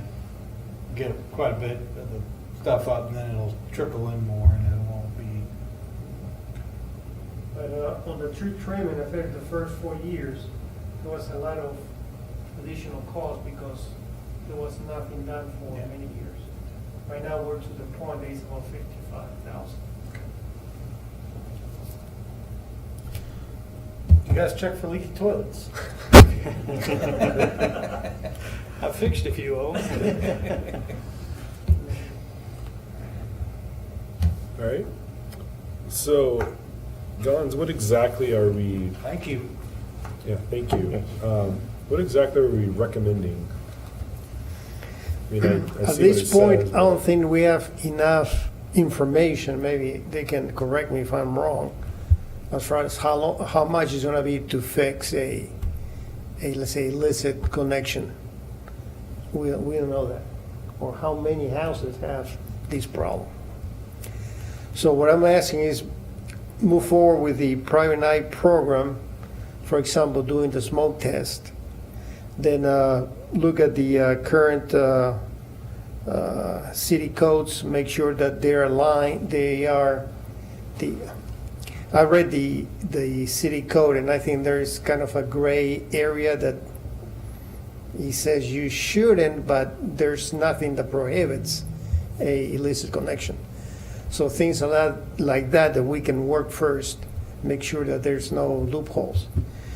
And then do the smoke test that will determine how many issues we have. And then put a plan together and then we can come back and give you a little more information. Am I wrong, right?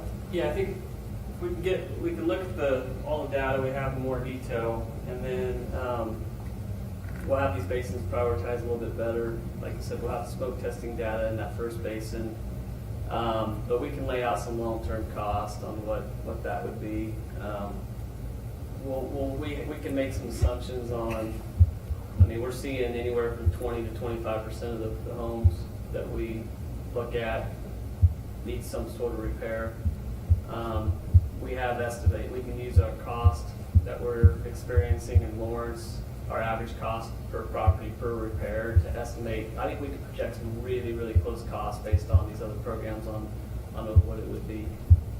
And the smoke testing will help us kind of focus on how that. And use the first basin, the one that was identified, more of a pilot program, see what can we find. Well, the smoke testing's not part of the private Yeah. I&I program, right? I mean, we're already doing that. It serves it's kind of double benefit though, because it's going to identify those storm drains and inlets and stuff, but it also shows any smoking downspouts on private property and then the clean outs that could be uncapped. So we'll be able to see some external sources. We won't be able to see sump pumps, of course, because they're inside, but we'll be able to gauge a little bit some of the outside sources. Right, but, so, I mean, that's already part of the program Yeah. that we're doing no matter what. You're asking us to recommend that we move forward with the private I&I program that's already has a starting fund Correct. already But budgeted then, and approved. right now, I don't know if you can provide a recommendation to city council to finance it 50%, 100%. I don't know if they will go for 100%, I'm not sure. So I that, think the one thing that we talked about though was Trek's part of evaluating the properties and finding the sources is funded, but I don't know, like the plumbing repairs, I don't know if those have been funded yet. no, that's what I'm saying, that's a part, I don't have a feel. Yeah, I can give you some numbers for that. Well, I think, and please correct me if I'm wrong, but I think, your issue is what are we trying to exactly approve to the city councils? We're not necessarily trying to approve, I don't think, the private I&I component. We're trying to approve, I would say, more if memory serves, maybe it would be something equivalent to phase 3. I know we went through phase 1 and 2 already. Right. Because wasn't phase 3 the component of smoke testing plus beginning private I&I research? That's what we'll be starting phase 3. Okay, yeah, because I just see that in But- the staff recommendation, it's only on private I&I. And if we're trying to do smoke testing and the likes, I mean, I think that would be more construed. But what I was trying to get from the commissioner, if we feel now we don't want to do private I&I because there may be some reluctance from the homeowners, I don't know. I Or think we're not we'll willing to get pay that. 100% or 50%, it should be on their I dime. would say we definitely see the benefit and how it could save us money in the long run. I'm a little surprised that it's actually, you said 20 to 25% of homes actually need something done. That's probably 3 times higher than I would have guessed. But I would say it's, yeah, we should move forward with private I&I, but the funding component of it, who pays for it? I mean, is that part of this discussion as well? Or is that up to the council? Without having a cost, I don't think we're to the Okay. point that we can make that decision.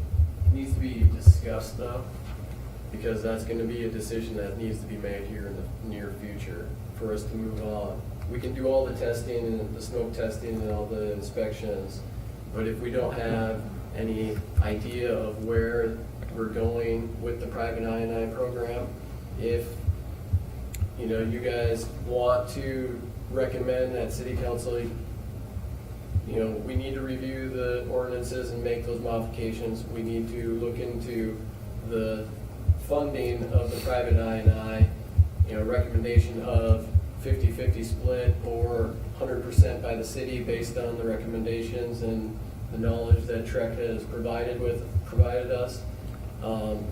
That's where we need to go in a timely manner. Otherwise, we're going to be doing all these inspections and then nothing's going to happen. And all these residents are going to be, hey, weren't we doing something here?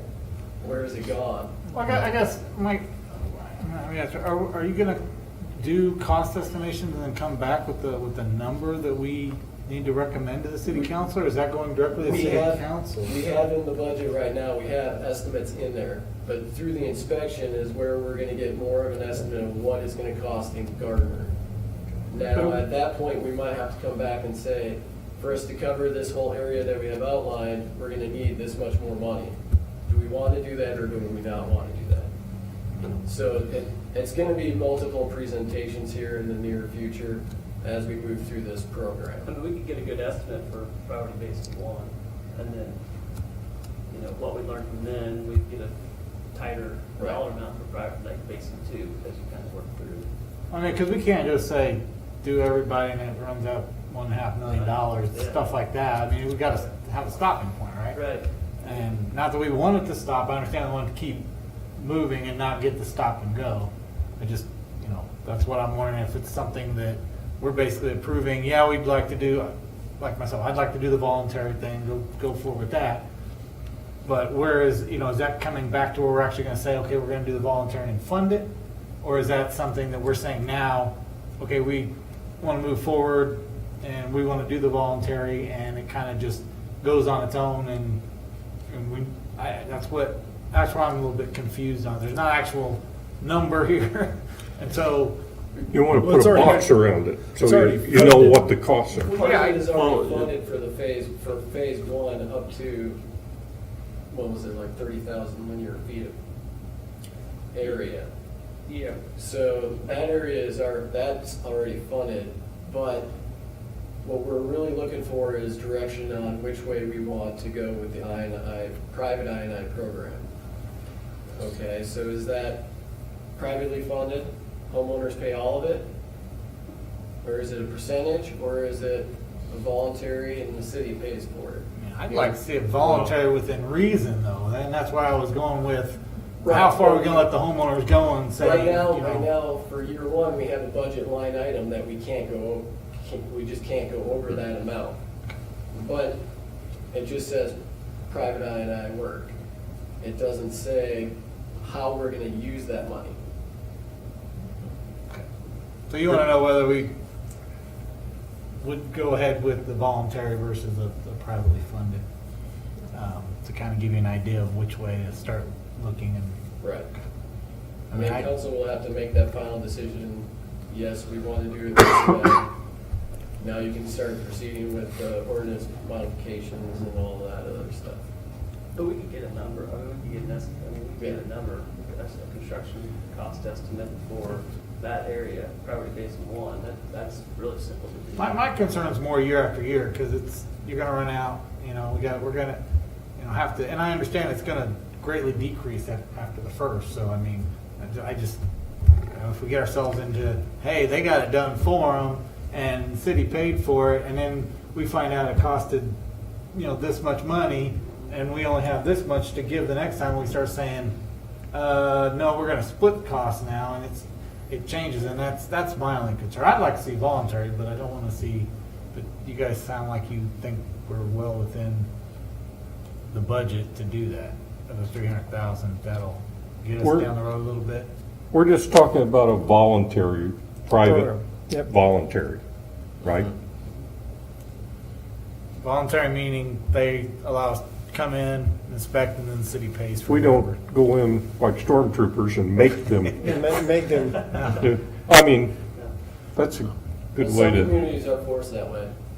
well, I know, that's what I'm concerned about, is, No, I don't want it's like that. the federal government wants to regulate the pond in some guy's pasture because it's public water. Well, maybe legally it is, but, I mean, I just see regulation tends to get more restrictive with time, not less.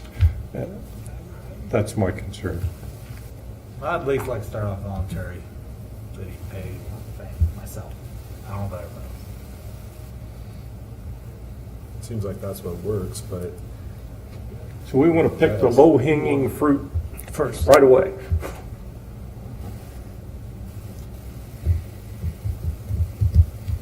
is this going to be presented to council in any format? Based on if you make a recommendation to them, yeah, that will be on the November 19th or December meeting.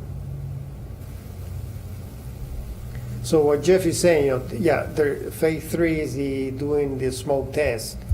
But, okay, let's say we do the smoke test and we find that 100 homes have illicit connections. Then what? So we're gonna get ahead of the game and make sure we have everything in place, that if that happens, then we can go ahead and do the repairs and fund the cost.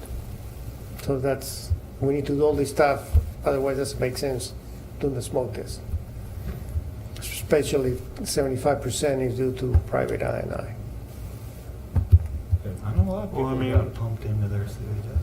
Well, I mean, I just see if we're trying to go ahead and authorize funding in advance, I see it more that we need the smoke test in order to be able to have the It's not really correct estimating. authorizing the funding. Well, It's just recommending which direction you want us to go.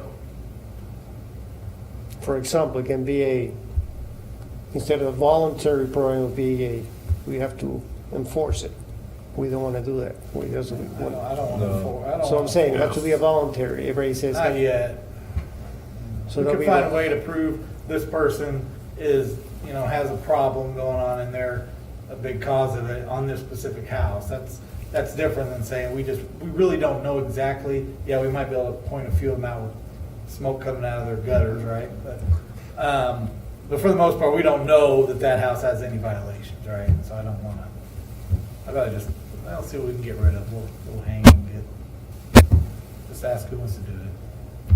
I like the concept, and I like the 100%, but I don't like the blank check part. But we need to have some box around this expense so that we have some concept of what is this going to cost? And that's our plan. So when we get all these basins, these areas prioritized, we know how many parcels are in each basin. So we know what the cost is to evaluate each one of those parcels. and we'll know, and we will say, okay, if we'll assume 20% of the ones, of the parcels that we evaluate will have some sort of defect, and we'll assume those repairs will cost $2,000 a piece, whatever it is, the average cost, and then we can say, okay, And it will save us X. well. Is that we part could of do it? that too. I mean, we say we could make some assumptions on the I&I that would be taken out. I mean, so we have all these other areas. This is what the public sector I&I costs are going to be for each one of these basins. This is what the private sector I&I cost is going to be for each one of these basins. And these could be laid out for 8 years. I mean, And can we determine what the savings is to the city for the private portion? I mean, we could assume, depending on what flows we find, yeah. I mean, this first basin, after we do that first basin and we see what we get out of it, we could, you know. And that basin's, that basin's already funded, so we need to do that and get an idea of what is going on in the Gardner system and review the data that we have collected already. This first year, the program is already funded, and we only have a certain amount of money unless we come back and ask for more money. If something drastically wrong was out there in the system that we found. So really what we need to do is start moving forward with these other portions that actually require city council approval and direction. We can't move forward with a private I&I program if we don't know how you guys in the city council wants us to spend it. That's really where we're at. We need to know how to spend the money that's already allocated this year. Is that by doing a private I&I program, or is that not doing any private I&I program and just focusing on the public I&I for the first year? We're on a 2-year budget, right? Is there money for next year too? There's budget for the There first was. 3 years. If I know. Money for the next 3 years for the I&I Yeah. program?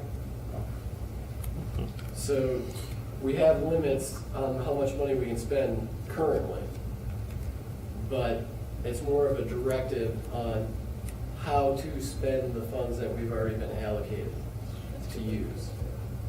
What do you guys think the cost is of on a normal house? I mean, so if you had 250,000, I mean, you have a house that's in violation for, I don't know, probably the most common one's probably Sunbelt, right? And, you know, how many houses in your experience, do you think you could actually do with that? I mean, for someone to go in there, I know it depends on, but is it normally a $500 cost type of that, so you can get 500 houses every year? Or is it something that, I just hate to say, you know, if we're gonna do a voluntary and we can't do enough houses because we're going voluntary versus the split, I'd rather go voluntary. I mean, but if it's something though that we're limiting ourselves from actually taking care of some of the problems versus saying, hey, you know, we'll pay $500 and then the homeowner can say, do this particular one and type stuff. That's I just want to make sure that we can do Well, how you control stuff it. with what's in it. How you control your costs, you just approve basins one at a time. So you've got your long-term plan with your basins, 10-year plan, right? So you've got all these basins outlined, you say, okay, basin one, let's approve basin one, which consists of 250 homes and this many feet of sewer. And then you do that, and then once that's done, then the next basin on the list, priority list, has 500 homes. Okay, let's approve funding for that basin. We know what it's going to cost, and we shouldn't have any, like, that kind of avoids the blank check comment you make. Like, you know, you put boundaries on it just by saying we're not doing any private I&I outside of this specific area this year. It's just targeted to that one area. That way you can keep it control of your cost. That's what we do with tree trimming. No, I'm thinking along the lines of if you guys worked sections, I guess, then it would, you wouldn't get caught up in the middle of one section and have to stop. And I understand. Yeah. That's what Yeah.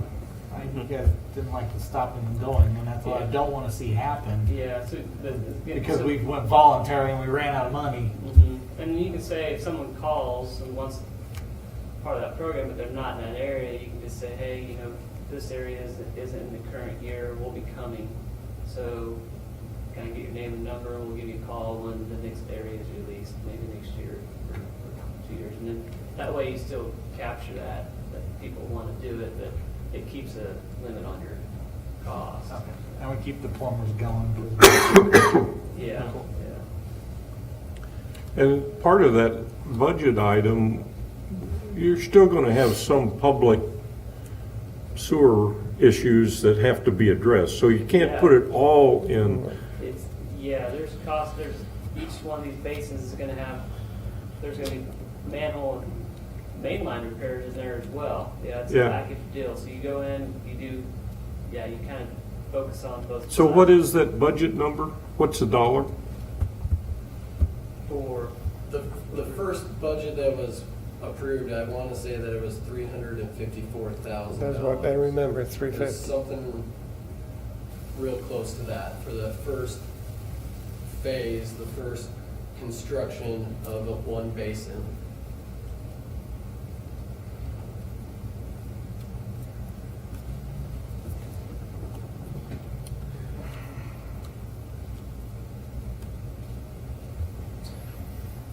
I think my concern is that if we're trying to go push this to council, they're going to be having probably the same issues that we are, that until you guys give us a smoke test and we have an estimate of the number of houses or the number of repair positions, we can't really be directing. I hate to try to go and tell them, hey, yeah, let's go direct this all to voluntary, and then all of a sudden, you know, we come back and, you know, or direct 300,000 to voluntary, you know, direct it as a voluntary city-provided contribution, and then we're, you know, figuring out either A, we're vastly exceeding budget, or B, we've allocated so much of it to private I&I replacement when public, you know, sector has 100,000, and we, you know, allocated only 50,000 to the public component of the I&I.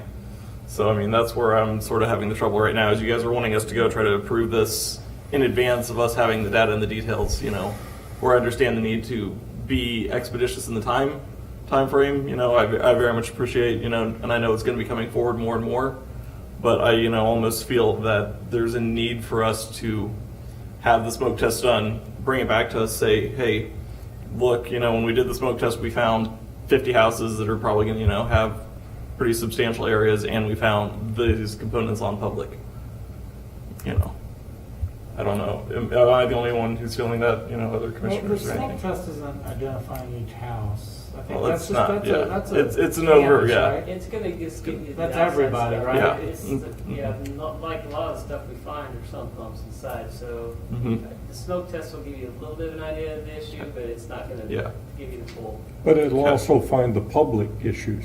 Absolutely. So you got to do that either way, don't you? Exactly, yeah, that's exactly right, yeah. I Well- mean, we can lose lessons learned from Lawrence and other places though. I mean, they're, like they said, I think they're averaging about 20%, and that's kind of the number, 20% of the properties evaluated have some sort of defect. I mean, that's been pretty tried and true. As Kansas City, Nice way to Maine, put it, in a defect.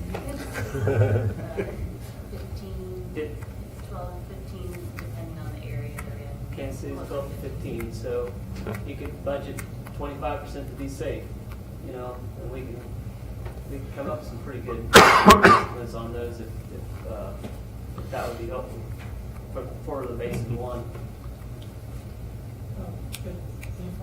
But An option that you might want to consider is just doing a pilot program in this first basin. If you set it up as a pilot program, you're not on the hook to do the rest of the city that way. You can set the pilot program, say, this basin is going to be our pilot program. Let's take this for a test drive and see where we're at, see what it's going to take to get it done. Then you can extrapolate that out through the rest of the city and give you a better idea what the actual costs are going to be. So, you know, if you're concerned about setting precedents for others, that pilot project to kind of help you with that, safeguard you from that. So I just wanted to put that. I would assume that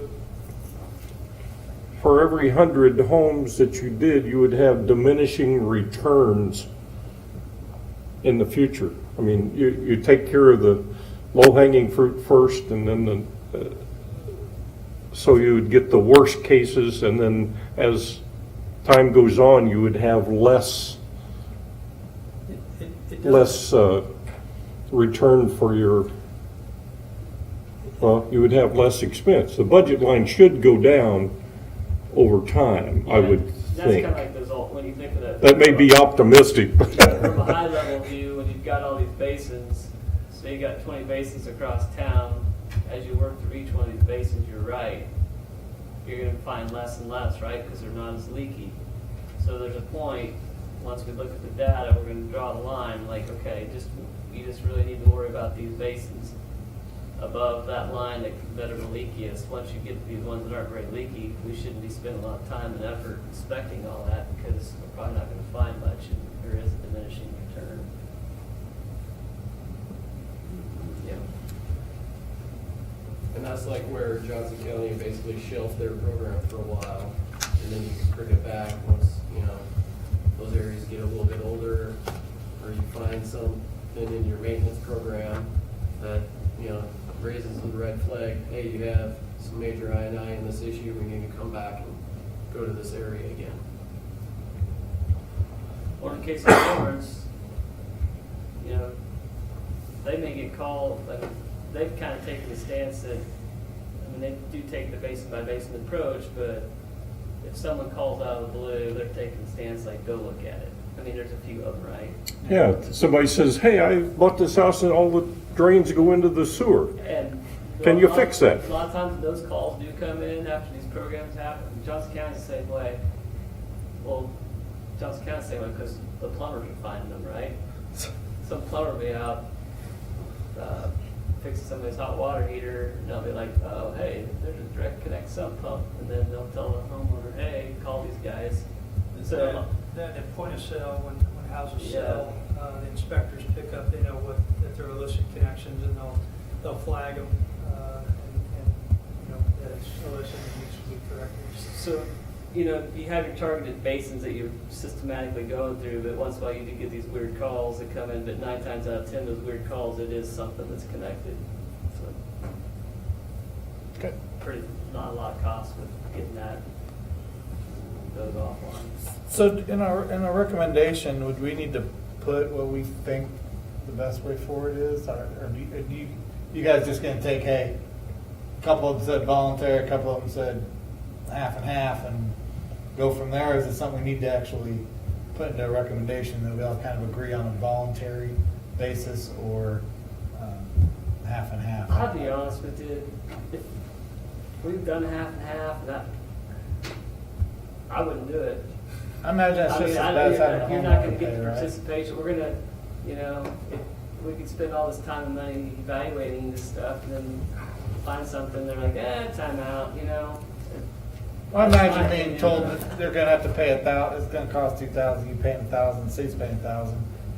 They're not People still gonna see do it's it. $1,000, They won't. right? They won't Until buy they it. say, and then we get back in where we have to worry about it being mandatory, right? To Yeah. actually get it fixed. And voluntary, we get it fixed. It's when you do the cost sharing, or you make it mandatory for the homeowner to fix it, what you find is that the repairs are not long-term solutions to the problem. They'll do it as cheaply as they possibly can. If it costs them any money out of their pocket, then you wasted all that time and effort trying to get a program in place in the first place. If you're going to make the homeowner fund it 100%, you really need to do an absolutely mandatory program and come down with an iron fist and really force them to do it. Otherwise, you're not going to get any participation. What if the homeowner says, gee, I'm a retired plumber, I could do this? Do we reimburse them the going rate, or do they, Sure. or is the choice you can have it done free by the city, or you can do it yourself? It's just a plumber's house. I can tell you how I've dealt with those situations in the past, and that is to not pay 100% of what the going rate is, but to reimburse them for their materials that they've put into it. That's what I recommended to other cities. And then you go back in and basically recheck and say. Yeah, it still has to meet the same standards and everything that are Sure. set. Okay. So, and you want to do a good job. I mean, you want to go, you don't want to do this on absolute cheap. You want to, if you go in there with a $50 sump pump, it's going to last a year, it's going to burn up, and it's going to flood. You want to go in with a good quality pump that's going to last to help drive the program. It's going to cost a few extra dollars up front for that better product, but it's going to pay dividends in the long run. Bottom line is you get the water out of the sanitary sewer. Right. So I guess I don't feel this recommendation needs to have anything besides what it says. Do you agree with that? I'm sorry, I didn't catch it. That, the way the recommendation is worded, I don't know that it needs any more information than that. Well, that's what I was asking. I mean, is the city council gonna have the same questions, or are they? Because I mean, like I said, if it's a voice and they get, you guys get the feeling of the direction we want to go, is that enough, or is it something we actually need to put into the recommendation just to tell the city council that, we kind of agree that such and such way is the correct way to go forward? And that's what Well, if it we was, need to actually put that into the recommendation, or is just you guys hearing us talk about it enough to help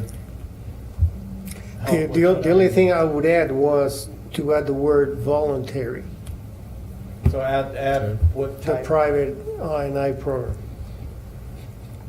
Okay. and make it a pilot program? And make the priority basin one as a pilot program. And then by the time you were halfway through that, you should have enough data to know whether this is good for the city or not. I will imagine think- that will be the case.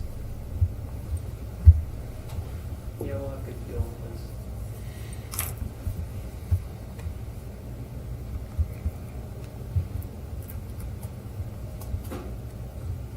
Okay. So the idea, our idea was to have the private I&I program procedures and how we're gonna do it already developed. That if you decide, yeah, let's go and do a voluntary program with 100% finance or whatever, then we can go ahead and just implement it. And not coming back maybe in June and say, well, I'd like to present a program, I'd like you to approve the program we just developed.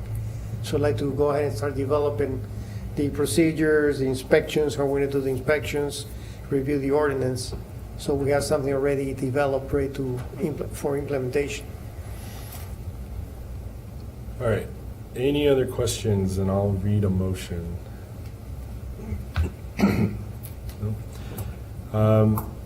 I will entertain a motion to consider a recommendation to City Council to move forward with a voluntary private I&I program with priority basin number 1 as a pilot program as part of the inflow and infiltration study and analysis project, project number WW1706.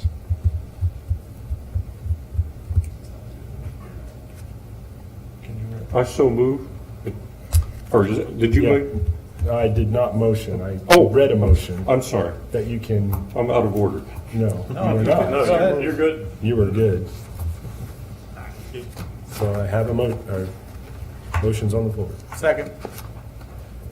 All right, motion Williams, second Waldman. All in favor indicate by saying aye. Aye.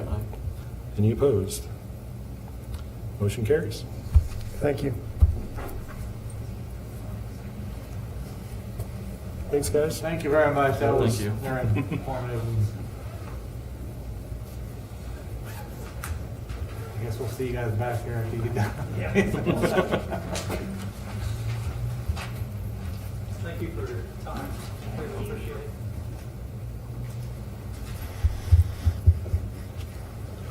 You guys have great questions. too. Better than most I've been to, so you Practice. should be proud of yourselves for that. It kind of kept you guys a while, didn't we? Almost not. What's that? Kind of kept you guys a while, it's almost an hour. ain't it?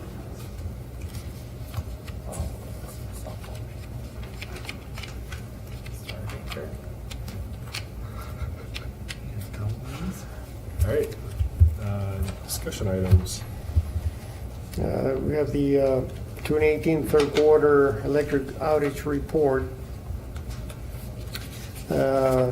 Electric staff responded to 8 outages affecting 1,482 customers, 4 caused by equipment failure, 1 caused by animal, 1 damaged by others, and 1 due to unknown causes, and 1 due to other causes. The average after-hour response time was 29 minutes, and the average length of the outage an hour and 48 minutes. The average workday response was 10 minutes, and the average length of outage 50 minutes. And the overall average response 19 minutes, and the overall average length of the outage an hour and 19 minutes. Then you have the table with a little more information on the different outages. Any questions? No? On the cane outage, I know last year we had a similar situation where big truck pulled down the line. Is there an attempt by the city to make sure that whoever caused that outage with their big truck is going to end up reimbursing city for time? They pay for the repairs. Okay. And I have personal bias, I live on Kane, but is there any, I know, do we know if this one was construction equipment again? I know last year's was construction equipment, and I mean, it's seeming like it's become a pretty annual tradition based off of people who live around me that every year they have something happen similar to this, so I know it's unlikely to be able to justify, bearing line, the cost of bearing line, but, I'm trying to figure out, if there's anything that could be done aside from just, Is it a low line or something?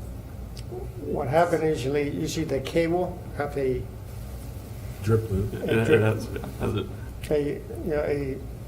a belly, so Yeah. it's too low because probably have too many cables, but they just kind of stretch over time, so it's a lot lower than it should be. Isn't there a minimum over street clearance required by the state? Yeah, there is, but over time, you usually can start sagging.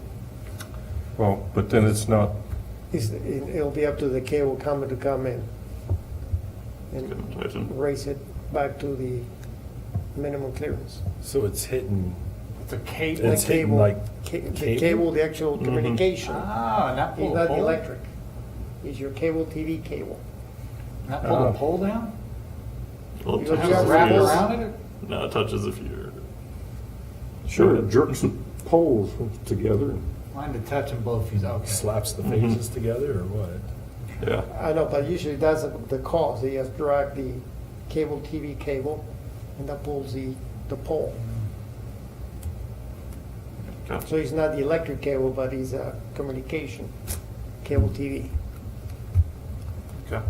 Interesting. So they also have is it 17 feet or something? There's a clearance you need to keep, So, but with time, I think it starts sagging. yeah, and obviously the cable TV people aren't going to go check that. Do we have people that occasionally drive that with a 17-foot pole under, I don't think we attached to their have bumper or something? a program that does it on a regular basis. But if we notice a sag that is significant, we will report it to the cable company. But it has to be something very obvious. Okay. So we have, I know, probably over several hundred crossings with Yeah. sags. And they pay us to use our poles, right? They pay us $18.75 A year, for the attachment per year. Per pole. attachment fee. Yeah, pole attachment fee.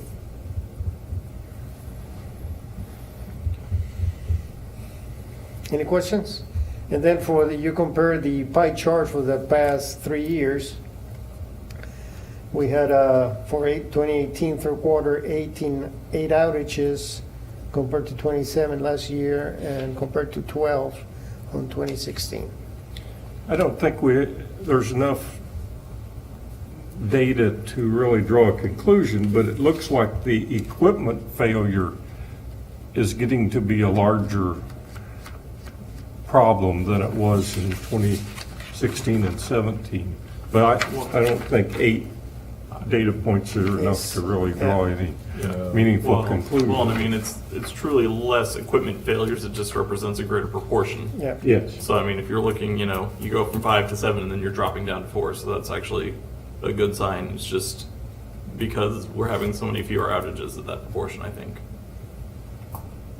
But that's the low-hanging fruit on 2018. Well, one of them's like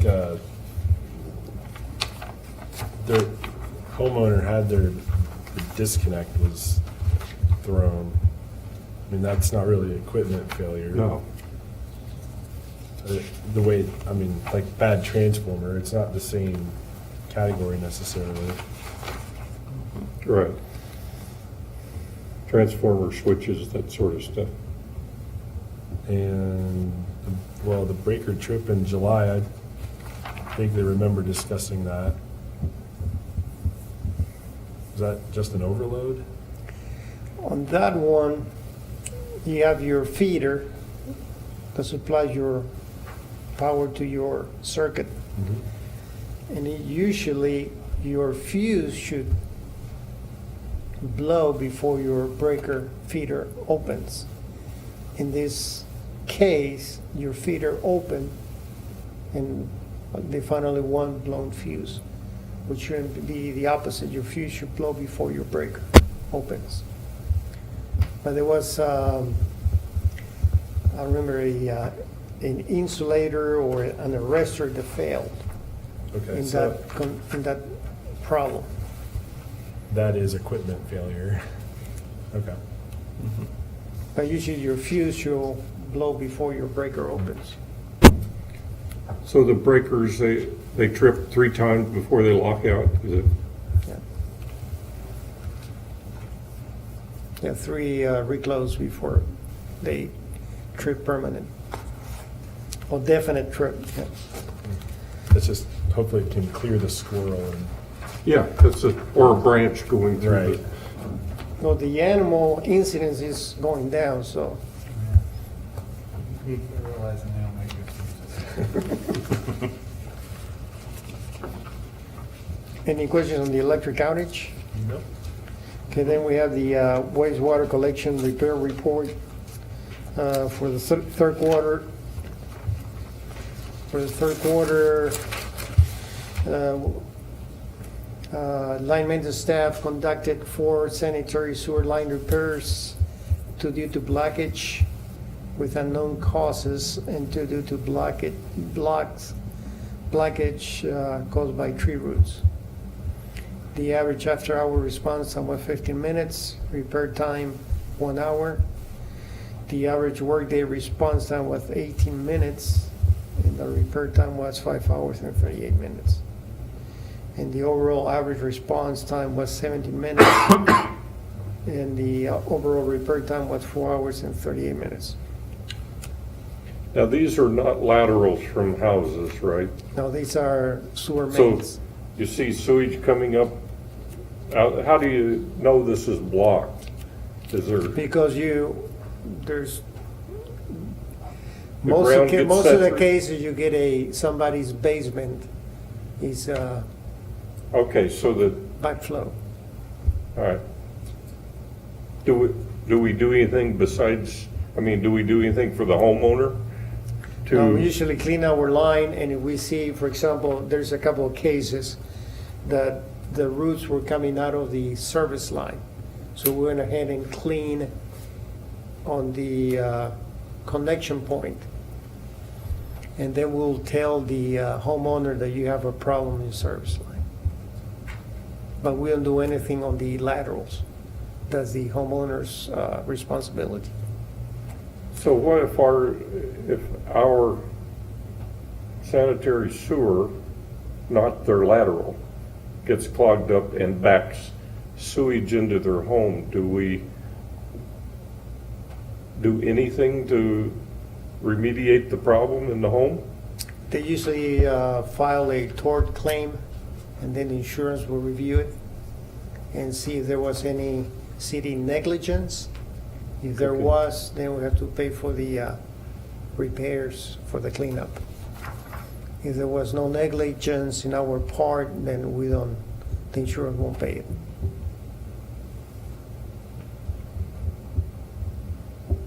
Okay.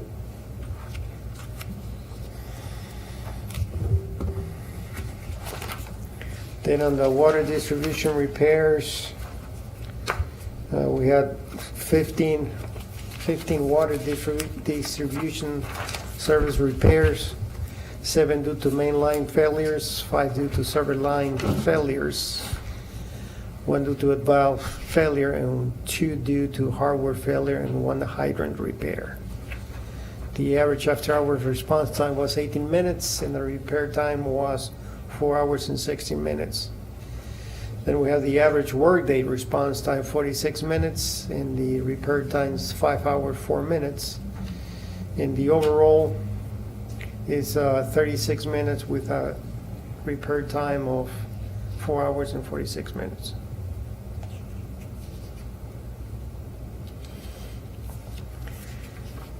And the one, if you look at your table, we had a water main break. Where was it? It was Moonlight.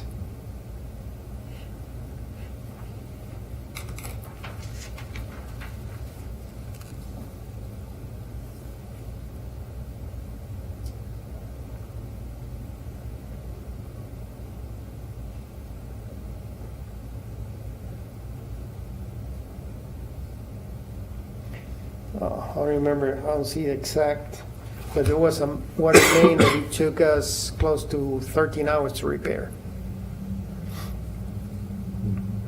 It was a 12-inch main. Was it on, is Yeah, I it the don't see fourth from how, the 'cause bottom? it took down the whole section down up there. I don't think it was just 22s, because ours went off. And that was in, I think, that event occurred around midnight. Yeah, it was. It didn't, I mean, people were up that late at night. It's probably this one that took Is it the fourth 46 from the bottom? minutes. Yeah. Yeah. Fourth from the bottom. Fourth on the bottom, 167th. Yeah, that's the one. 9 hours and 24 minutes. More than 10 customers. Yeah, it was like, Ten. It was our yeah, it was whole like it's a neighborhood. 12-inch main and it only has 10 customers. It was a whole no more than 10. Yeah. Look at that. Any questions? What about one that they paid their bill? They shut it off. Then on project updates, electric, we completed the installation of the electric service to the Justice Center. And also we're terminated the secondary site on the project school warehouse, which is next to Coleman. So both circuits are energized.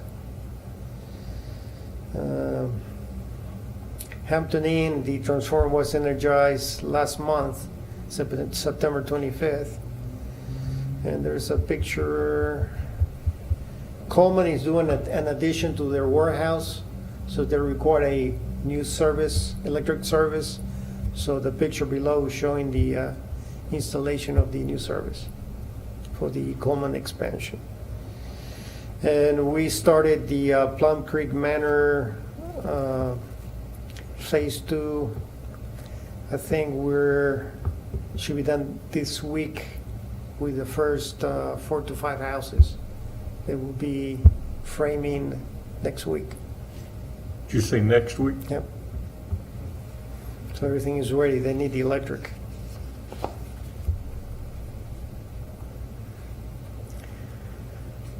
Wastewater, happened recently.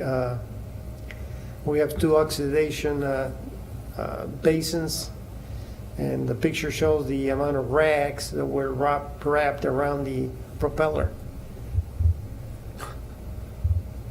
Those rags? Rags, yeah. Or is that, it's actual rags?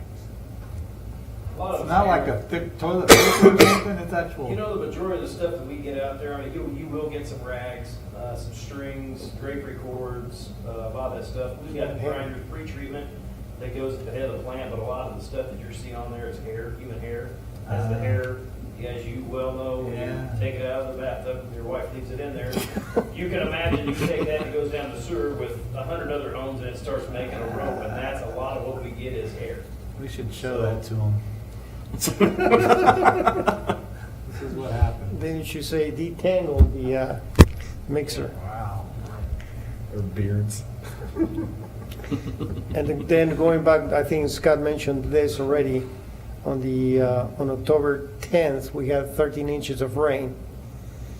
In 4 days, we processed 25 million gallons of wastewater, of which 18 million, almost 19 million, were inflow and infiltration. So about close to 70% of the water we're treating is rainwater.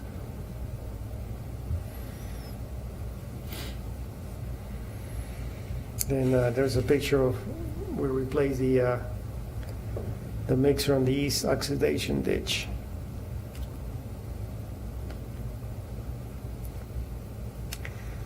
Then on Whitridge Middle School, we had to redo the service line to the school. They had the meters inside the courtyard. So we had to move the meters outside the school. And the project was started last year, and we finally got the permission from the school to go ahead and do it. Because they wanted to do it inside the school, and it was too much, the cost was too much, and say, okay, go ahead and redo the service line, and we did that 2 weeks ago. Did the school pay any part of that, or we pay it all? We paid it all.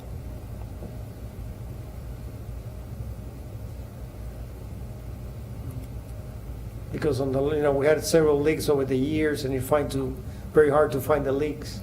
And you cannot go inside the school, so we move everything to the outside. So we have much better control. And then we bought some water leak detectors early this year. So we're putting the leak detectors on different subdivisions. And we found some issues on the homeowner's side. Probably toilets running all the time. So we're trying to identify where the sources for water leaks. But this week we did it in Parma, and probably 50% were on the homeowner side, not on the city side. And that's all I have for this month. Has the electric rate study committee met at all yet? We had 2 meetings. The last one was last week. And we have a 3rd meeting scheduled for November 15th, I believe, Okay. or 16th. But we're doing some headway. Good. We're running into appointments due in January. I think 4 seats are up for appointment in January, so just be mindful of that, I guess. Our plan was to have a final recommendation by December. Okay. And then, slightly related, November 19th is the city council work session that we are invited to. I am maybe be there.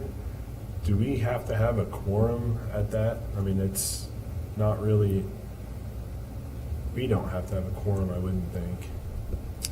No, because I'm planning to present the recommendation from the subcommittee, the rate subcommittee, The waste. the waste and water rate subcommittee. Okay. My original plan was presented to the UAC, but they told me no, they want to have a work session and discuss the items that were recommended by the subcommittee. Okay. Since it's a work session, you wouldn't be taking any action, right? We don't actually take action Well, anyway. Yeah. Yeah, we wouldn't be passing any full-blown recommendation off of a work session. I may watch it on YouTube and call in or something. I may be in San Antonio. Don't know yet, but Oh, sorry, on another other business, there is a workshop in Baldwin on November, I want to say 19th.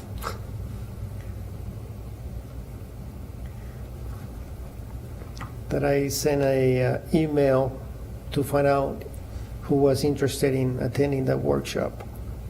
It's on water management. So far, I got Commissioner Williams that he's going to go. I'll be attending too. It's on the 19th? I'll remember. He's Okay. November 15th. 15th. Okay. Yeah. He's on a Thursday. I'll have to look at it. It's a free work session or workshop. They'll provide dinner. It's one way to get them there. free food. I'm sorry, what date was that work? November 15th, The 15th? I think from 4 till. Oh, yeah, Can Cap. Camp Cap, yep, Okay. Camp Cap. Do we need to RSVP for that? I mean, is that something we need to Yes, do? if you just send me your name, I'll make the reservation. I'll double check. I mean, assume no, but if I can, then I will. I don't, I'm going Belgium and then I don't know how all that's going to be. Is there, do we just show up over there? You will send us information, or you meet here in carpool, or what's, what My do you idea do? was to drive my own car, but you're welcome to ride with me. Well, okay, you will send some kind of information. I will. I where- just got it last week. The address and With the everything? address and the whole program. Okay. Anything else? I'd entertain a motion to adjourn. I just have one question. On these new additions, I see the street lights are different than what we've had in the past, or what we've got in most of the town. Does the city tell the developer what they want, or does the developer? I think it was a city recommendation to put the, I think like 10-foot poles or 12-foot. You're talking about those short ones? Well, the new ones have a carriage type, instead of an arm with a cut-off fixture, they're on top of a pole. Those Like in the top? Plum Creek Manor 2. Those are different than they are on the other streets around. I just wondered, Well, who you have drives that? I think the we're replacing the high-pressure sodium with LEDs. Now, this is a completely different looking fixture. He's talking about Yeah. a post top, like an acorn. Yeah, I think fixture. yeah, it's the decorative idea versus, I think. I haven't seen this. Well, they're just different. I'm not saying good or bad. I'm just wondering do you tell them what they put in, Right. or do they tell us what they're putting? Is that a private street? It's it won't be a private street, but I'm trying to understand, are you talking about the short one, the short street poles, or if a decoration? Well, they're probably shorter poles, I would. That came from the city recommending that type of poles. So there's no arm and it No. just sits on top of it. And they told me that's what most subdivisions are doing nowadays. That lights up the No. street? I guess I, maybe, I guess I. big I ones personally shine down on don't the care street. for them, but that's what I the city don't like approved. them either, Would but that come out of the new lane development code? Probably, yeah. I guess I I'm used to missed the that. tall ones with the arms, they give you a little more illumination. they light the street. Yeah. Instead This of- one is like it's a light and shines all around it, and that's it.